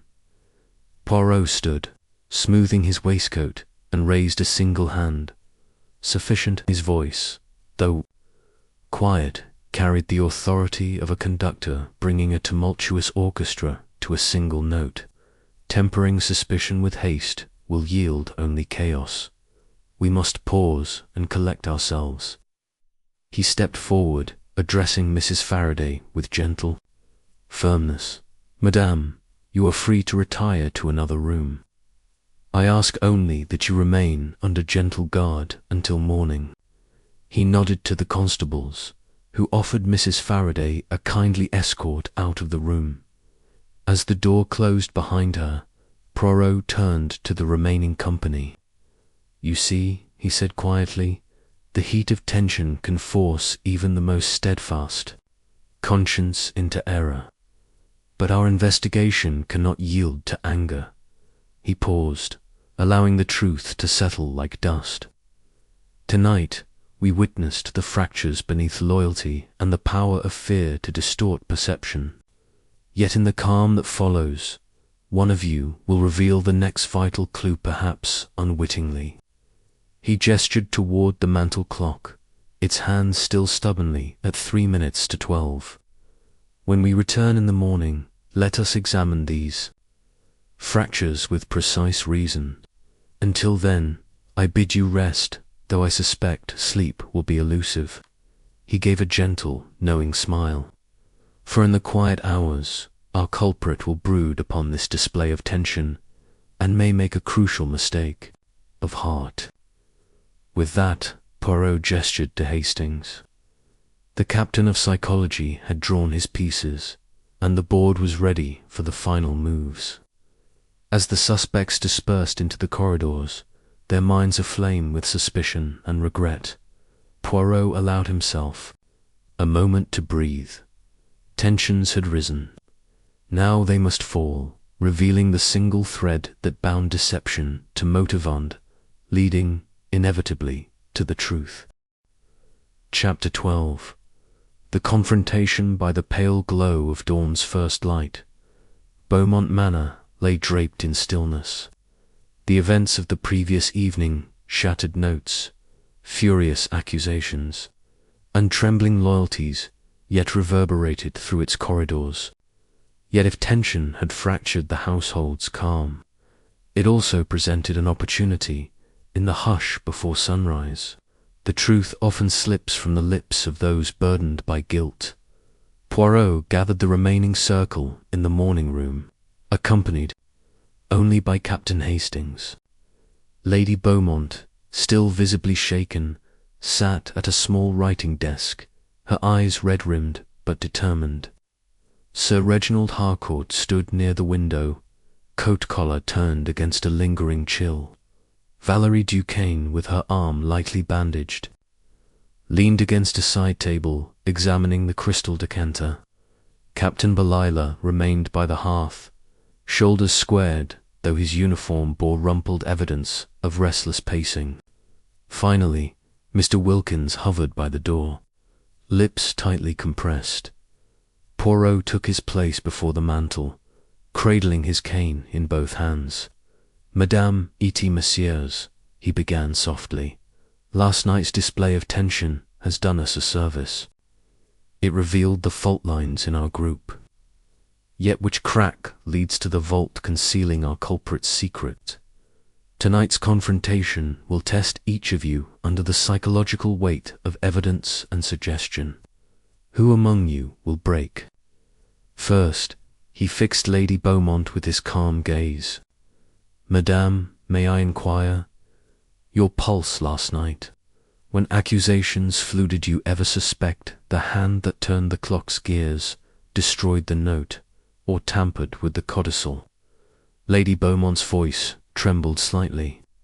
"Monsieur Poirot, I presumed every possibility, except that someone so close would betray me. I remember, in that moment, my heart suspected the one person I trusted most." She glanced at Sir Reginald. "I trusted Reginald's friendship." Sir Reginald's face tightened. "Yet you summoned him here to serve as your financial counsel." "I never sought your trust beyond our mutual ventures." Poirot raised an admonishing finger. "Gentlemen, let us avoid recrimination and focus on facts." He turned to Valerie. "Mademoiselle Duquesne, you clutched the fragments of your gift portrait sketch when the chest was opened. Did you ever think the attack was aimed at you?" Valerie inhaled sharply. "At first, yes. I believed someone sought to destroy my connection to Lord Beaumont. But when the note shards burned at my fingers, I knew the true target was the inheritance and that I was merely collateral." "Collateral," Poirot repeated, "meaning the culprit valued your artistry enough to risk your harm." He allowed a beat, letting the implications settle. Yet one person here had both motive and unfettered access. Monsieur Moreau, who drafted the codicil and maintained every key, every ledger, every stationery stamp. At the solicitor's name, Mr. Wilkins flinched. Sir Reginald's gaze flickered. Captain Belila shifted uncomfortably. Lady Beaumont's breath caught. Valerie's eyes widened. Poirot continued, voice firm, "Monsieur Moreau is absent still, formally under suspicion, yet not present. But his proxies remain, his ledgers, his handwriting, and his invoices to Mrs. Faraday. Who among you moved with his authority?" He swept his gaze across them. "Who used Moreau's trust to orchestrate midnight's deception?" Silence fell. Even the ticking of the mantel clock sounded louder. Sir Reginald spoke first, voice clipped. "Why implicate the solicitor through us, the real culprit hid behind his office?" He glanced at Wilkins. "Someone here held Moreau's office closer than you might admit." Wilkins pressed both hands to his lapel, face ashen. "I was his secretary, handled his correspondence. But I never questioned his instructions." Poirot's mustache twitched. "Yet you prepared the cover memorandum for Mrs. Faraday, did you not? You affixed his letterhead to those invoices. Your handwriting appears in the margins of the ledger fragment." He produced the scrap. "Note the slight flourish on the A, not Moreau's precise form, but your own." Wilkins's posture crumpled. "I only did as I was told." "Forgive me," Valerie stepped forward, voice firm. Mr. Wilkins, if you were merely executing orders, whose orders were they? Captain Belilah's voice cut in sharply. Enough of this. We chase shadows while the true conspirator slips. Away he strode to the window, breathing heavily. I say we questioned the butler. He had keys, motive, and knew every corner of the manor. Poirot inclined his head. An interesting theory, Captain. But consider, the butler, Mr. Pembroke, lacked motive. He benefits only from Lady Beaumont's favour, not from her demise or disinheritance. Lady Beaumont whispered, Pembroke has served me faithfully for decades. He would not betray me. Poirot pressed on, turning to Sir Reginald. And you, monsieur, your transfers, your crate, your codicil knowledge, did you ever visit Monsieur Dupont in Paris? Did you stand to gain if the inheritance passed to him instead of to Lady Beaumont? Sir Reginald's jaw clenched. I am a banker, not a family rival. My interest was in preserving the estate's value, nothing more. Poirot allowed a small pause. Preserving value through manipulation of documents is a tempting proposition. Yet you never took the opportunity to seize the codicil, did you? You relied on subordinates. Valerie's voice rang out. Subordinates, like Penelope Faraday and Andrew Wilkins both, of whom you employed. Sir Reginald's eyes narrowed. I employed them to serve, not to suborn. The room crackled with recrimination until Poirot held up a hand. Enough. Our confrontation has tested loyalties, exposed fractures, and forced confessions of fear, but not of guilt. Yet one secret remains, the true culprit's essential mistake. He paused, gaze fixed on Mr. Wilkins. You, monsieur, are not the architect, you are the instrument. The man who ordered you is still among us. Wilkins's gaze dropped. Monsieur, I only followed instructions delivered in this room last night. He pointed a trembling finger toward Captain Belilah. Captain Belilah told me to bring the chest to the stables and to report if I found anything suspicious. Captain Belilah's face drained of colour. He stammered, I didn't know, Wilkins. You must be mistaken. Valerie gasped. Armand, how could you? You claimed to serve your captain's honour, yet you conspired with him.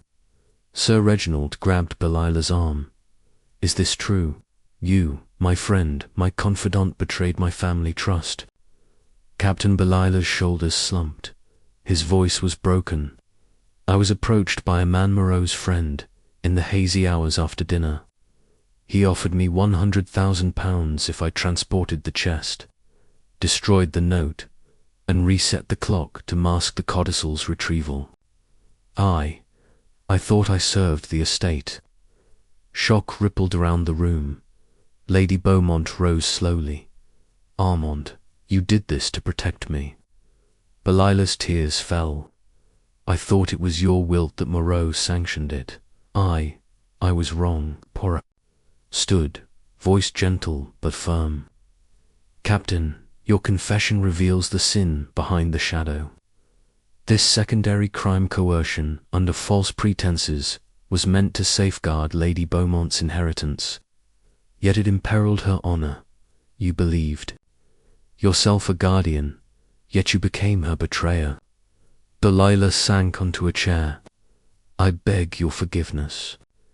Hastings stepped forward, placing a comforting hand on the captain's shoulder. We forgive you, Armand. Your heart was in the right place, if your actions were misguided. Poirot turned to Lady Beaumont. Madame, now that the tension has broken, you may reclaim your peace. But remember, every servant, every friend, must act with clarity, not confusion, when the stakes are high. Lady Beaumont nodded, tears in her eyes. Thank you, Poirot. Thank you, all of you. Poirot allowed himself a brief smile. The confrontation has revealed the misled protector one step from the true culprit, who stands concealed no longer by shadow but by the very tools of his own design. The final collision approaches. He held out his hand to Lady Beaumont. "Come, let us rest before the last revelations." As they left the morning room, Poirot's little grey cells hummed. The central antagonist, Monsieur Moreau, remained to be definitively unmasked. But for now, the tide had turned, and the lines of loyalty had found their course through confession and confrontation.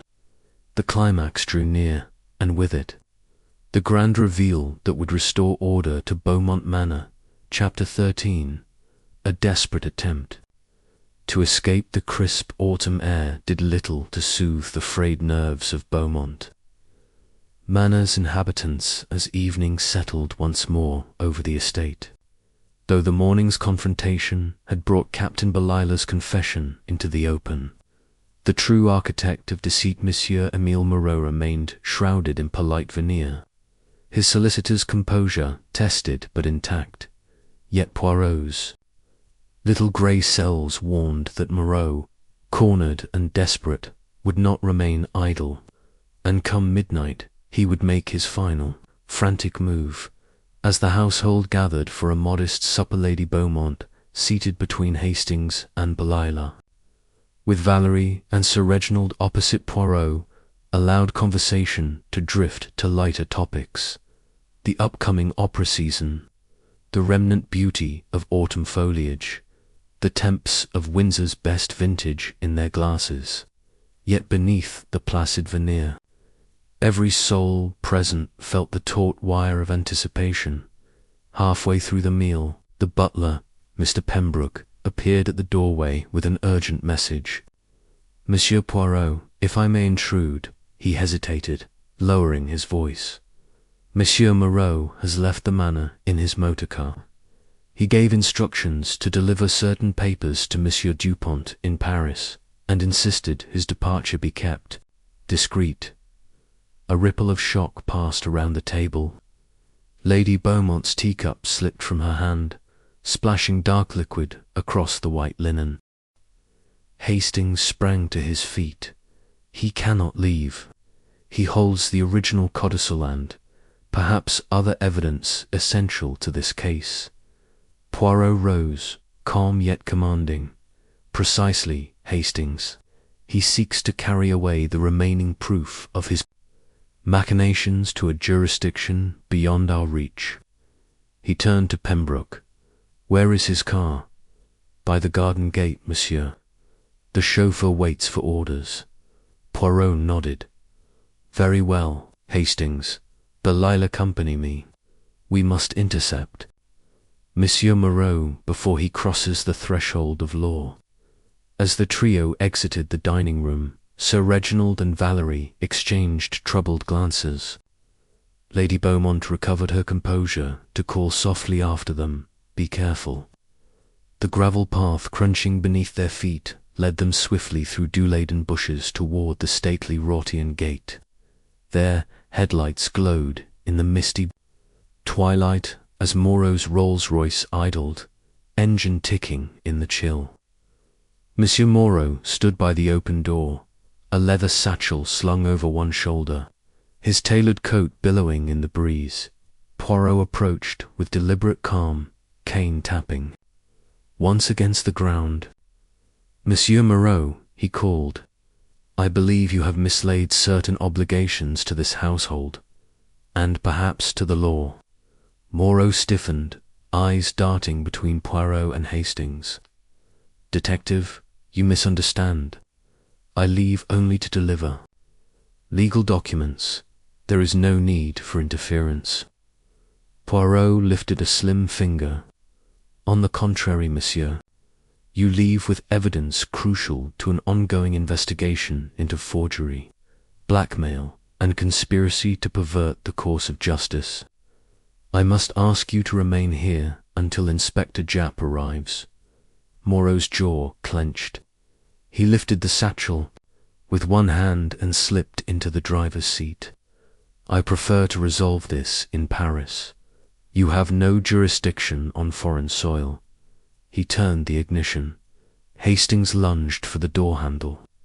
You will not escape, sir. Delilah, recovering from his own guilt, stepped in front of the car. I cannot let you go after all you've done. It is I who carried your instructions into the stables. I will not allow your flight to toss me aside once more. Moreau sneered. Captain, you were but a pawn. I have no further use for you. He shifted the car into gear and pressed the accelerator.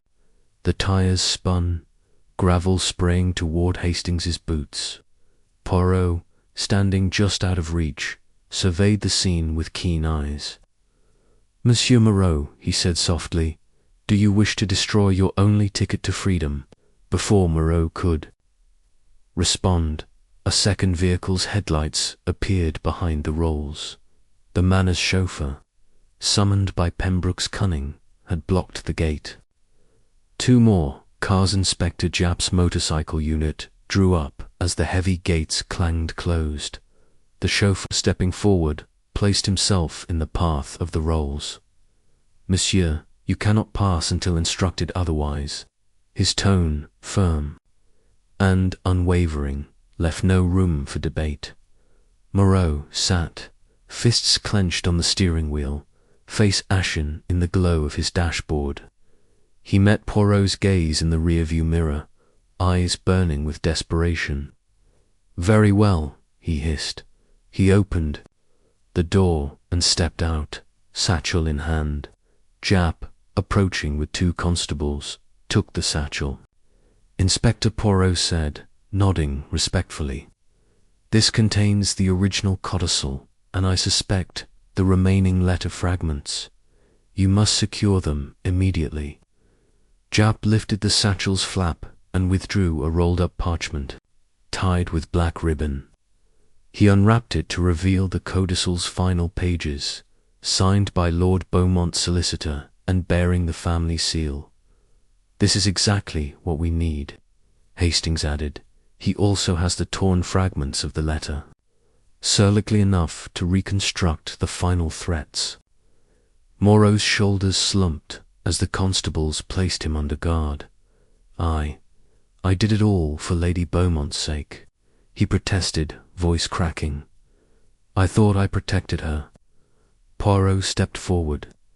Mon ami, protection is only virtue when exercised with honesty.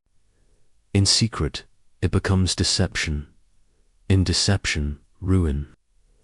Lady Beaumont, having been alerted to the commotion, appeared at the garden door, her face drawn with emotion. She crossed the gravel lawn to stand beside Poirot. Am I safe now? She whispered. Poirot offered her the codicil. Your inheritance, Madame, restored by the laws, do. Your fortune is secure, thanks to your little grey cells. He bowed gently. And thanks to the diligence of honest hearts like Captain Belilah's and Lady Duquesne's. Valerie and Sir Reginald joined them, relief flooding their features. Japp read aloud from the codicil's final lines, confirming that Lady Beaumont alone, not Monsieur Dupont, now held full title to the estate. As Japp led Moreau away, Hastings turned to Poirot. You were certain he would flee? Poirot smiled. Faintly, desperation drives the guilty to run rather than to stand. But a trap is best sprung when its threads are drawn taut. This evening, the threads were spoiled before he could dismantle the web. Lady Beaumont squeezed Poirot's arm. I cannot thank you enough. Madame Poirot replied softly. The satisfaction lies in justice served and in the quiet that follows the storm. Now you may rest, knowing midnight's promise has been fulfilled, and with the gates secured behind Scotland Yard's escort and the codicil safely in Lady Beaumont's hands, Beaumont Manor finally slipped into peace, its secrets unmasked, its fortune intact, and the little grey cells once more victorious in the game of deduction. Chapter 14. the final piece falls into place late that afternoon.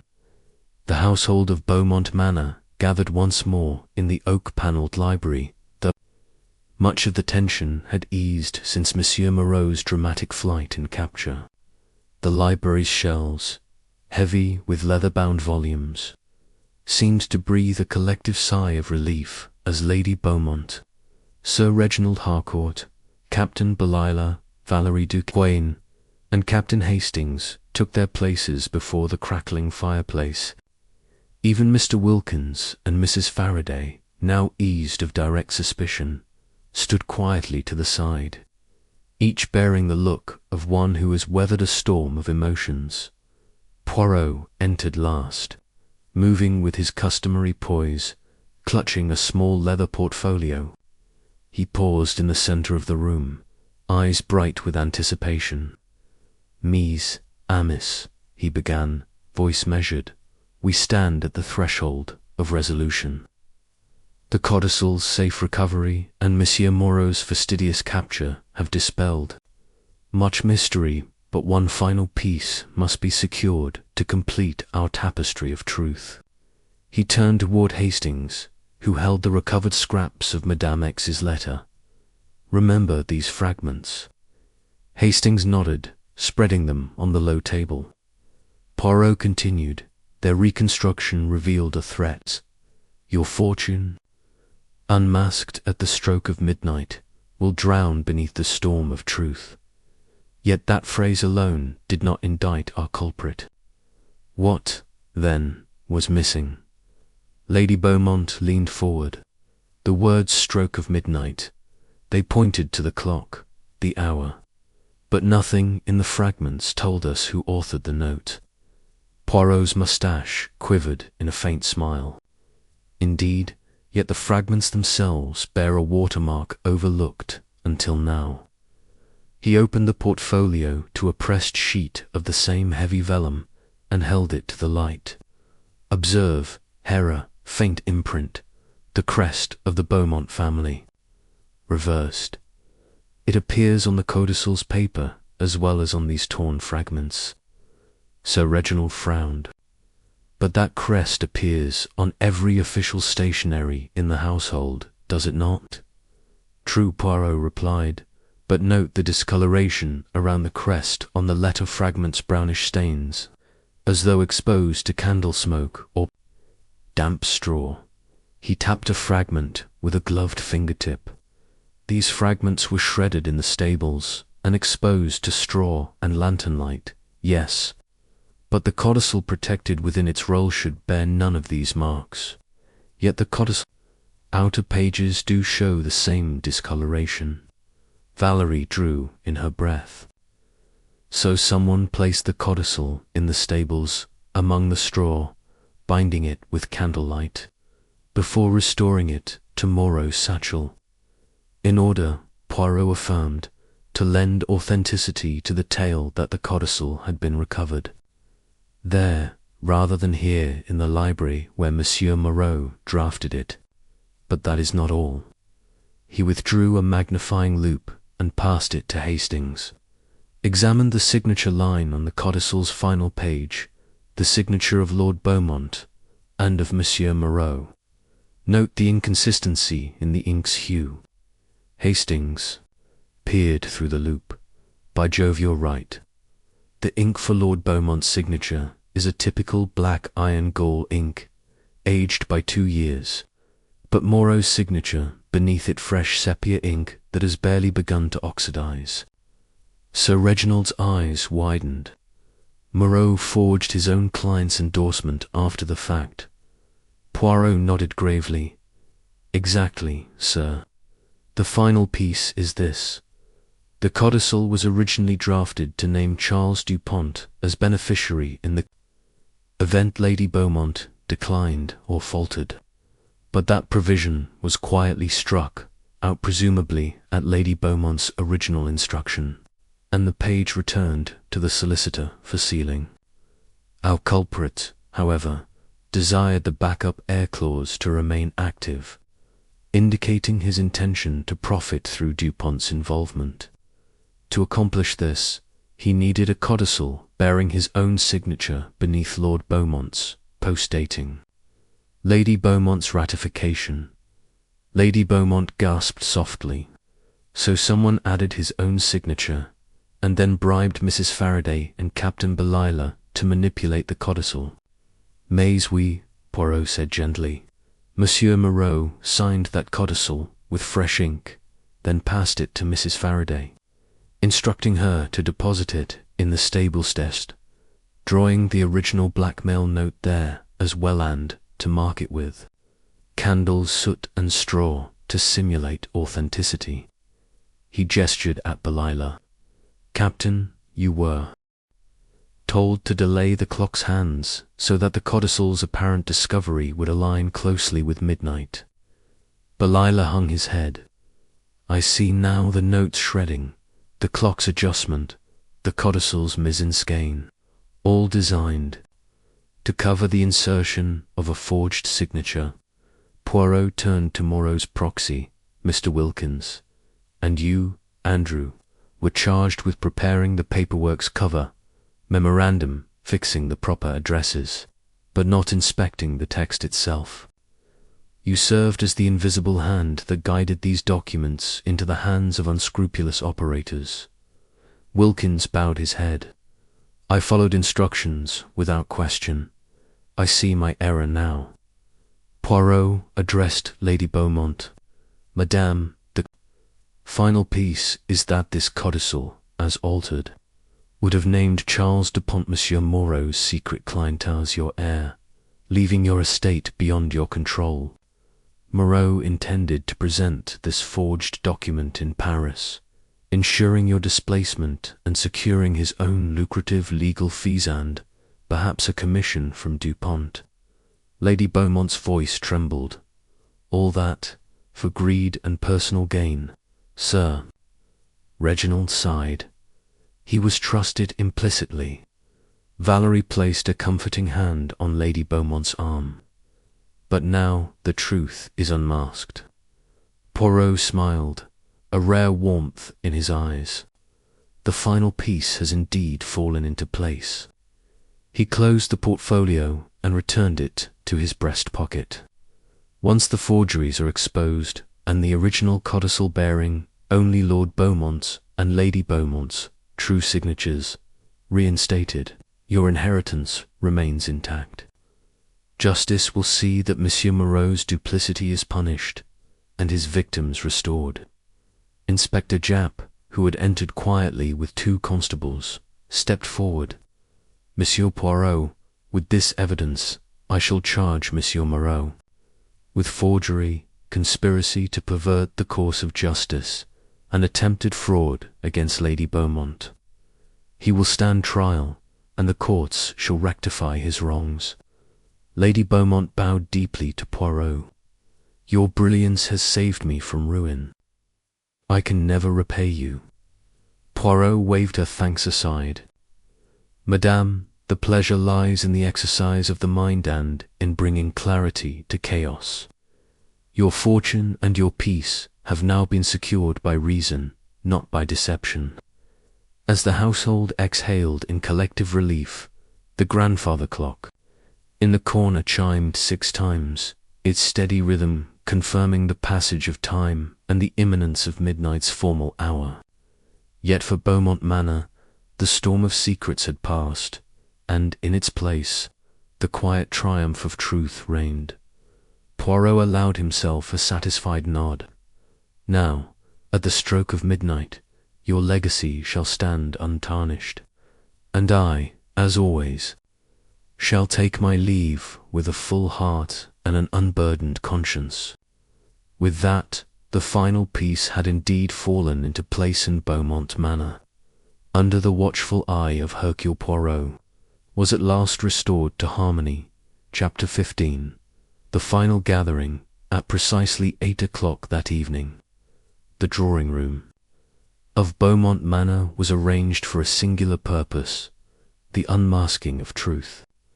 Heavy velvet drapes were drawn aside to admit faint moonlight, while crystal lamps on side tables cast a soft glow over the polished parquet floor, Chairs were placed in a semicircle facing a small raised dais where a polished mahogany lectern stood, bearing the original codicil in its leather folio. Around the room assembled Lady Beaumont, Sir Reginald Harcourt, Valerie Duquesne, Captain Belila, Mr. Wilkins, Mrs. Faraday, and Inspector Japp. Each took their seat with an air of expectant anxiety. Poirot, marking the precise moment, stepped to the front and tapped the lectern with his cane. "Madame et messieurs," he began, voice calm and measured, "we are met tonight for one final gathering. Within this folio lies the original codicil, bearing the true signatures of Lord and Lady Beaumont, untainted by forgery. With its restoration, the rightful inheritance of this estate is assured." He paused, allowing the words to resonate. "Yet before we lay to rest the misdeeds that have plagued this household, I must reconstruct the chronology of deception, and invite you to observe how each of you played a part, willingly or otherwise, in the grand design." He cleared his throat and opened the folio, extracting a single sheet of vellum. "First," he said, addressing Lady Beaumont, "you requested that Monsieur Moreau draft a codicil naming Charles Dupont as contingent heir. This measure safeguarded your wishes should misfortune befall you an admirable prudence." He glanced at her with respectful sincerity. "You, madame, acted in good faith." Lady Beaumont inclined her head, eyes glistening with relief. "Next." Poirot continued, "Monsieur Moreau, you trusted guardian of legal truth, tampered with that codicil, adding your own signature beneath Lord Beaumont's, and seeking to preserve the contingency clause, regardless of Lady Beaumont's intent." Poirot's gaze settled on the solicitor, now in handcuffs under Constable Reeves's watch. "By this act of forgery, you aspired to profit through Sir Reginald's investments and Dupont's potential claim." Moreau's face remained impassive, though his lips trembled. Then Poirot said, turning to Sir Reginald, "You transferred an additional £500 to your private account on the eve of this masquerade, while you claimed it paid accrued interest. The mislabeling in the official ledger suggested an attempt to conceal a bonus for facilitating Moreau's nefarious plan." Sir Reginald shifted in his seat, brow furrowed. Poirot's moustache twitched, ever so slightly before he moved on. "Valerie Duquesne, you received a sketch-pad bearing Madame X's watermark. Unbeknownst to you, your gift from Lord Beaumont served as the canvas upon which Moreau's associate, Mrs. Faraday, disguised her invoices." He nodded to Mrs. Faraday, seated near the mantel. "Madame, you delivered parcels and documents with loyalty, yet you too were unwitting accomplice in conveying the forged codicil from library to stables." Mrs. Faraday's hands rested in her lap, her expression contrite. "Captain Belila," Poirot said, raising an eyebrow, "you transported a crate of Chateau Lafayette under instructions to deliver it to Sir Reginald's London residence at midnight an operation intended to mask the codicil's appearance in the stables. In delaying the manor clock by 3 minutes, you synchronized your movements with the forged document's concealment." Belila bowed his head in regret. Hastings, standing beside the inspector, nodded in solemn agreement. "Mr. Wilkins," Poirot continued, "you drafted the cover memorandum, affixing Moreau's letterhead to invoices addressed to Mrs. Faraday. Your steady hand lent legitimacy to the charade, even as you professed blind obedience." Wilkins swallowed, meeting Poirot's gaze. Finally, Poirot turned to Lady Beaumont, raising the codicil high. "And thus, the final piece of the puzzle, the restoration of this document, turns power to its rightful bearer and exorcises the spectre of deception." He closed the folio, with a gentle snap. Yet before we celebrate, I invite each of you to speak, should you have any final observations or confessions to offer. A hush fell. Sir Reginald was first to speak. Monsieur Poirot, I acted out of misplaced loyalty to finance the estate's stability. I thought I served Lady Beaumont. I did not know of the codicil's alteration. His voice shook. I regret my part in this deception. Valerie rose, voice steady but emotional. I too was deceived by loyalty to my benefactor. I offered my sketch to Madame X in good faith, never suspecting it served darker ends. I apologize for my inadvertent role. Captain Belila spoke next, his naval tone tinged with remorse. I believed I protected Lady Beaumont by ensuring the codicil was concealed until we could verify Dupont's intentions. My actions were misguided. Mr. Wilkins stepped forward. I issued the invoices and letters at the behest of instructions I presumed to be legitimate. I should have questioned them more closely. Mrs. Faraday, her voice trembling, added, I delivered parcels without curiosity for fear of betraying my mistress. I regret my silence. Poirot nodded approvingly. Your candour lightens the shadows that have fallen upon this household. Yet one more voice remains. He looked to Lady Beaumont. Madame, if you wish to speak. Lady Beaumont rose, placing a hand atop the folio. Her voice, though soft, carried the strength of her ordeal. Through all this, I learned the peril of secrets kept from those they are meant to protect. I trusted those around me, and I was betrayed, yet your friendship and loyalty have been restored through truth, Hercule Poirot. For that, I am grateful. She closed the folio and offered it to Poirot. I entrust this back to you, mon cher ami, that its authenticity may be delivered to the courts. Inspector Japp stepped forward. To take the document. Madame Beaumont, the law will honour your wishes. Monsieur Moreau will stand trial, and each accessory to this conspiracy will answer for their part. Poirot smiled gently, and thus our final gathering reaches its conclusion.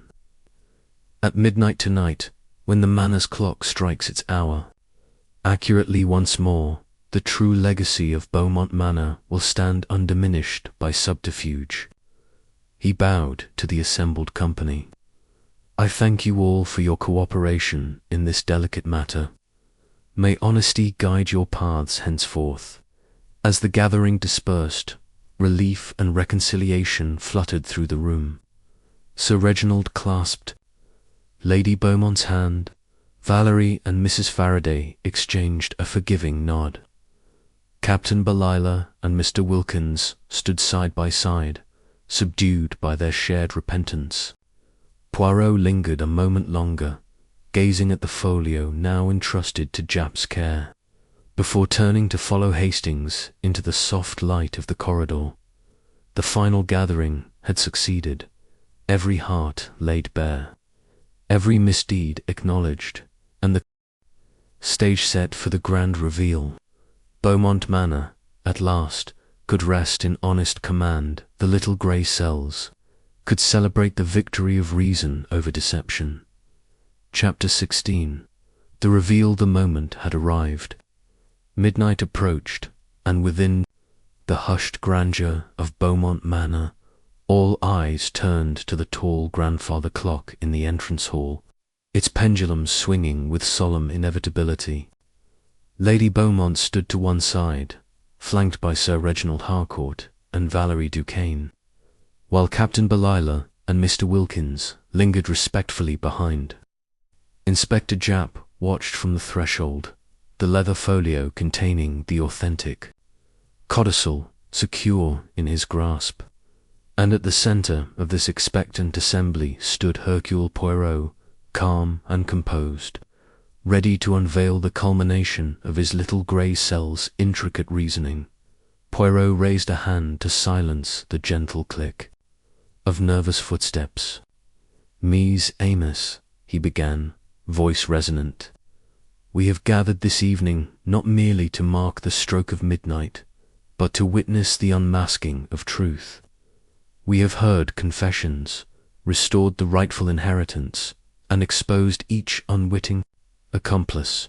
Yet one conspirator remained hidden in plain sight, the architect of this elaborate deception." He paused, eyes drifting to the figure seated in the drawing-room's her-backed chair. Monsieur Emile Moreau, the solicitor whose duplicity had been glimpsed but not yet fully revealed. Stepping forward, Poirot extended his cane toward Moreau. "Monsieur Moreau, you believed yourself untouchable within the sanctuary of your profession, guardian of law and trust. Yet you misused your mastery of documents, your knowledge of family secrets, and your access to Lady Beaumont's confidence, to engineer a fraught most cunning." Poirot held up the forged codicil. "Behold the instrument of your crime. This codicil, bearing Lord Beaumont's true signature but your own, inscribed in fresh sepia ink, designed to disinherit Lady Beaumont, in favour of a shadowy beneficiary." Moreau's lips trembled. He met Poirot's gaze with a mixture of shame and defiance. I did what I believed necessary to protect both Lady Beaumont's safety and my own practice. Had Dupont inherited, I would have secured greater silence." Poirot interjected gently but firmly. "Protection by subterfuge is not protection. It is betrayal. You altered the contingency clause, which named Charles Dupont as heir only if Lady Beaumont were incapacitated, a clause she herself had struck, confident in her ability to fulfill her duties. You restored that clause without her consent, so that when you delivered the codicil in the stables, you could claim it legitimate, sowing doubt about her charge." Poirot took a slow step round the lectern, addressing the assembly. "Recall how Mrs. Faraday, your unsuspecting courier, found herself delivering these forged pages among straw and lantern light. Recall how Captain Belila, misled by your assurances, adjusted the Manners clocks by 3 minutes to synchronize your midnight operation. Recall how Sir Reginald and Mr. Wilkins executed your financial diversions and invoices, all at your behest." He paused, allowing their faces to reflect the weight of their involvement. Turning back to Moreau, Poirot's voice softened. "But it was your signature alone that betrayed you. Through microscopic examination, we observed the slight discrepancy in the downward stroke of the letter M. In your name, an idiosyncrasy different from Lord Beaumont's formal hand, and the sepia ink you chosen tended to match aged parchment remained too vivid, revealing your fabrication." He lifted the codicil to eye level. Here, the watermark crept into the stables, straw, and candle smoke, staining both forged fragments and original pages alike. Through these clues, our case solidified, not a random act of malice, but a calculated scheme to redirect Lady Beaumont's fortune. Poirot laid the codicil back upon the folio with a measured click. Moreau bowed his head, his voice barely a whisper. I never meant harm. I believed I served you, madame." Lady Beaumont, her voice steady despite her grief, replied, "You served only your own ambition, Emile. Your betrayal runs deeper than any storm at sea or masked masquerade." Poirot turned to Lady Beaumont. "Madame, your grace in forgiveness honours you, yet justice must follow where reason leads." He acknowledged Inspector Japp. "Inspector, you have the evidence. Monsieur Moreau is to stand trial at the Old Bailey for forgery, conspiracy to pervert justice, and attempted fraud." Japp stepped forward to cuff Moreau. You have the right to remain silent, he intoned, guiding the solicitor toward the door. As Moreau passed, Poirot gave him a final nod. May your little grey cells serve you better henceforth, monsieur. Deceit corrodes the soul more surely than any failing of law. With Moreau led away, a hush descended. The grandfather clock chimed once, twice, 3 times and, then, in perfect synchrony, struck 12. The sonorous echoes rolled through the hall, marking the precise moment at which Lady Beaumont's estate passed legally into her sole control. Free from all fraudulent claims, Sir Reginald turned to Lady Beaumont, offering his arm. Madame, I never doubted your capacity to carry this legacy. I regret my part in this misadventure. Valerie stepped forward, placing a hand upon Lady Beaumont's shoulder. Your strength has guided us through darkness to the light of truth. Captain Belila, eyes red-rimmed, stood solemnly beside Mr. Wilkins and Mrs. Faraday. We erred, but we learned. Our loyalty remains with you, Madame. Lady Beaumont, her composure restored by their support, took a deep breath and addressed them all. Tonight we have faced betrayal, confusion, and fear and emerged bound by honesty and forgiveness. Let this midnight hour be remembered as the moment Beaumont Manor reclaimed its honour. Poirot smiled, tipping his head, and thus the reveal is complete. The illusory mask has fallen, and the little grey cells have prevailed. He turned to Hastings, who stood at his side. Mon ami, our work here is done. Hastings offered a wry grin. Until the next mystery, Poirot. With that, the company dispersed into the stillness beyond the clock's chimes, leaving Beaumont Manor bathed in the promise of a new day, one founded on truth, restored trust, and the quiet triumph of justice. Chapter 17. Outcome and Justice, say fortnight later. The sun shone brightly on Beaumont Manor's manicured lawns as Lady Beaumont and her companions gathered once more in the drawing-room, though this time under far different circumstances. The heavy velvet drapes were drawn back, allowing beams of summer light to dance upon the polished oak floors. A low hum of voices greeted the circle. Discussions of the trial, plans for the estate's future, and tentative hopes for restored trust among friends. At the centre of the room sat Lady Beaumont in a new gown of dove grey, her composure emblematic of renewed strength. To her right stood Sir Reginald Harcourt, whose financial acumen had been instrumental in stabilizing the estate's accounts now that the codicil's authenticity was beyond challenge. On her left leaned Valerie Duquesne, her arm in a silk sling. From the stable scuffle, yet her spirits buoyed by news of her gallery's first post-trial exhibition. Captain Belila, now in civilian attire, adorned with a minor commendation for his eventual aid in the investigation, stood beside Mr. Wilkins, recently reinstated as Moreau's successor in a modest legal practice under Hastings's recommendation. Mrs. Faraday, too, hovered nearby, offered a formal position as Beaumont Manor's estate manager, role acknowledging her long and loyal service. Inspector Japp, having returned on brief leave from Scotland Yard, stood by the hearth, a slight smile beneath his bowler hat, and at Poirot's side, Captain Hastings held the morning paper, its headline proclaiming, "Solicitor convicted, forgery and fraud rock Beaumont Manor." Poirot, as dignified as ever in his evening coat, tapped his cane lightly against the hearth. "Mies, Amos, we have come together tonight, not for another gathering of suspicion, but to acknowledge that justice has been rendered and that the bonds of trust, though once strained, have been mended." He nodded to Japp. Inspector, Japp stepped forward. Hercule, the trial concluded yesterday. Monsieur Moreau was found guilty on all counts 3 years, penal servitude for forgery and conspiracy, and a fine of £5,000 for attempted fraud. The judge commended your meticulous detective work and Lady Beaumont's fortitude in pursuing the truth.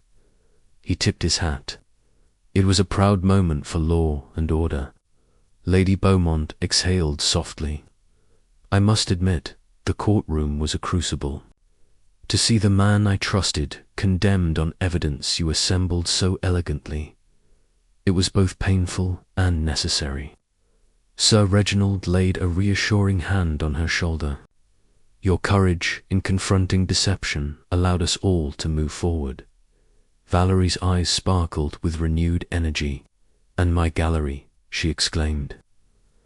I have secured a patron for an exhibition entitled Masks and Unveiling, dedicated to the themes we endured here. All proceeds will benefit Beaumont Manor's Restoration Fund. Hastings grinned. A fitting tribute. And what of you, Captain Belila? He asked. Belila, who had returned to Naval Reserve duty, saluted. Lightly. I've been offered a consultancy with the Admiralty on navigational safety. My lessons in timing and precision may yet serve the Crown in better ways. Mr. Wilkins cleared his throat, adjusting his newly tailored suit, and I have opened a small practice specializing in estate law and honest counsel. I owe my second chance to Captain Hastings's endorsement. Mrs. Faraday stepped forward, her voice warm. And I remain here at Beaumont Manor, but now as estate manager. No more late-night deliveries, I promise. Laughter rippled through the room. Poirot allowed himself a rare, soft smile. The restoration of order is always sweeter than its disruption. Yet we must remember that justice is not solely a matter of punishment, but of restitution and renewal. He paused, letting his little grey cells rest for a moment.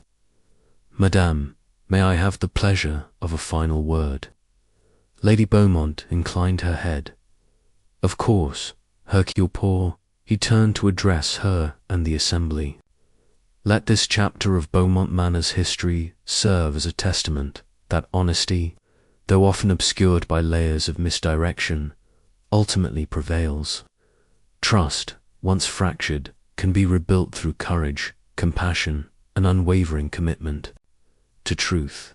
And may we carry these lessons into whatever mysteries the future holds.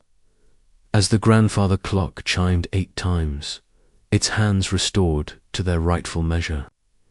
The assembly raised glasses of champagne in a toast not solely to Lady Beaumont's triumph, but to the enduring power of justice. The soft murmur of celebration filled the room, and for the first time in many weeks, Beaumont Manor's walls resonated not with suspicion, but with the harmony of restored friendships and the promise of honest days to come. Chapter 18. The Closing. Remark the first rays of dawn glowed gently on the lawns of Beaumont Manor, painting the dewy rosebeds in hues of gold and rose. Inside the house, the hush of early morning was broken only by the soft patter of footsteps and distant calls of waking birds. In the grand drawing-room, now restored to its former elegance, Lady Beaumont paced by the windows, her thoughts drifting between the tempestuous week behind her and the promise of calmer days ahead. Sir Reginald Harcourt entered quietly, carrying 2 cups of steaming tea. He offered one to Lady Beaumont, who accepted it with a wan smile. Thank you, she said softly. These past days have tested me beyond measure, Reginald.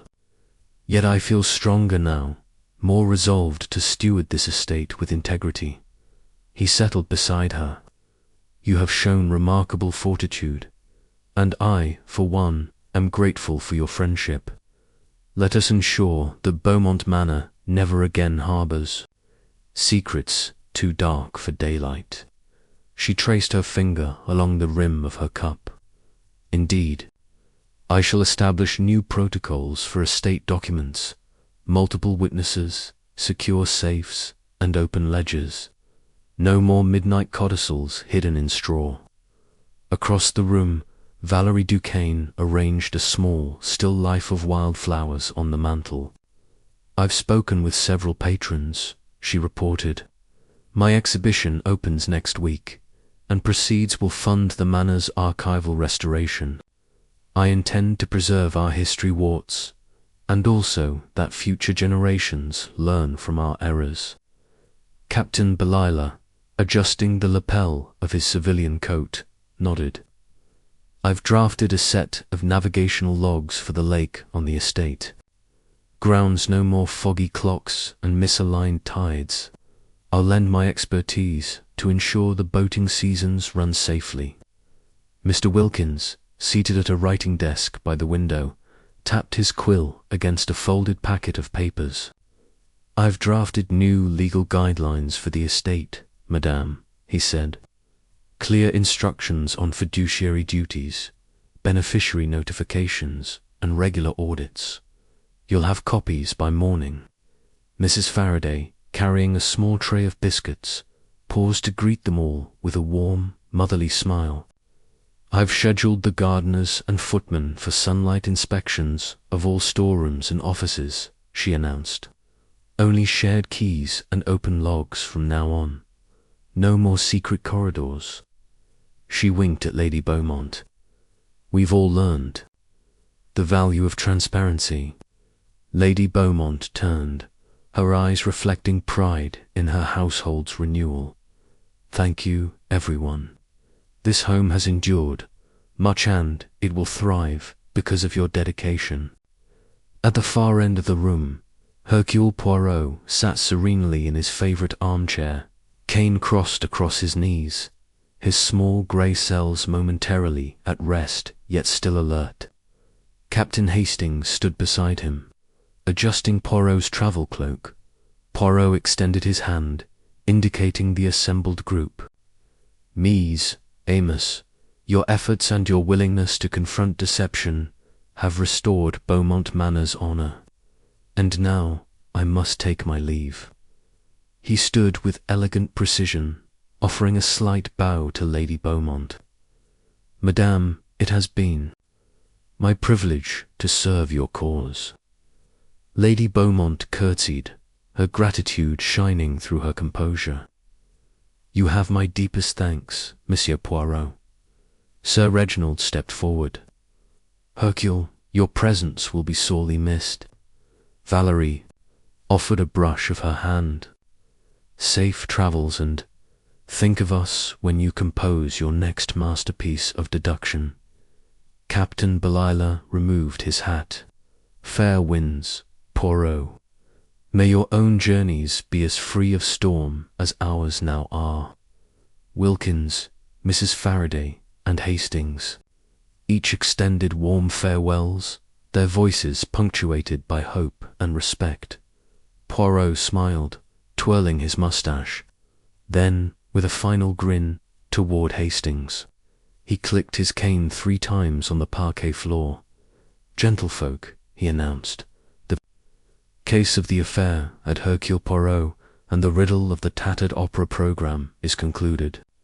We have unmasked deceit, restored justice, and secured Lady Beaumont's legacy. Yet the world is vast, and little grey cells must never rest for long. New mysteries await, and I, for one, hunger for their intellectual challenge. Hastings chuckled. I trust you'll find one soon, Poirot. Poirot patted Hastings's shoulder. Mais oui, mon ami. We shall converge on the next puzzle together. Perhaps another storm at sea, or a masquerade worth its secrets. He paused, regarding the portrait of Lord Beaumont looming on the far wall. Until then, let us take comfort in the knowledge that reason prevails over deception, and that clarity shines brightest after the darkest night. With that, Poirot crossed the room, cane tapping a measured rhythm and stood at the threshold.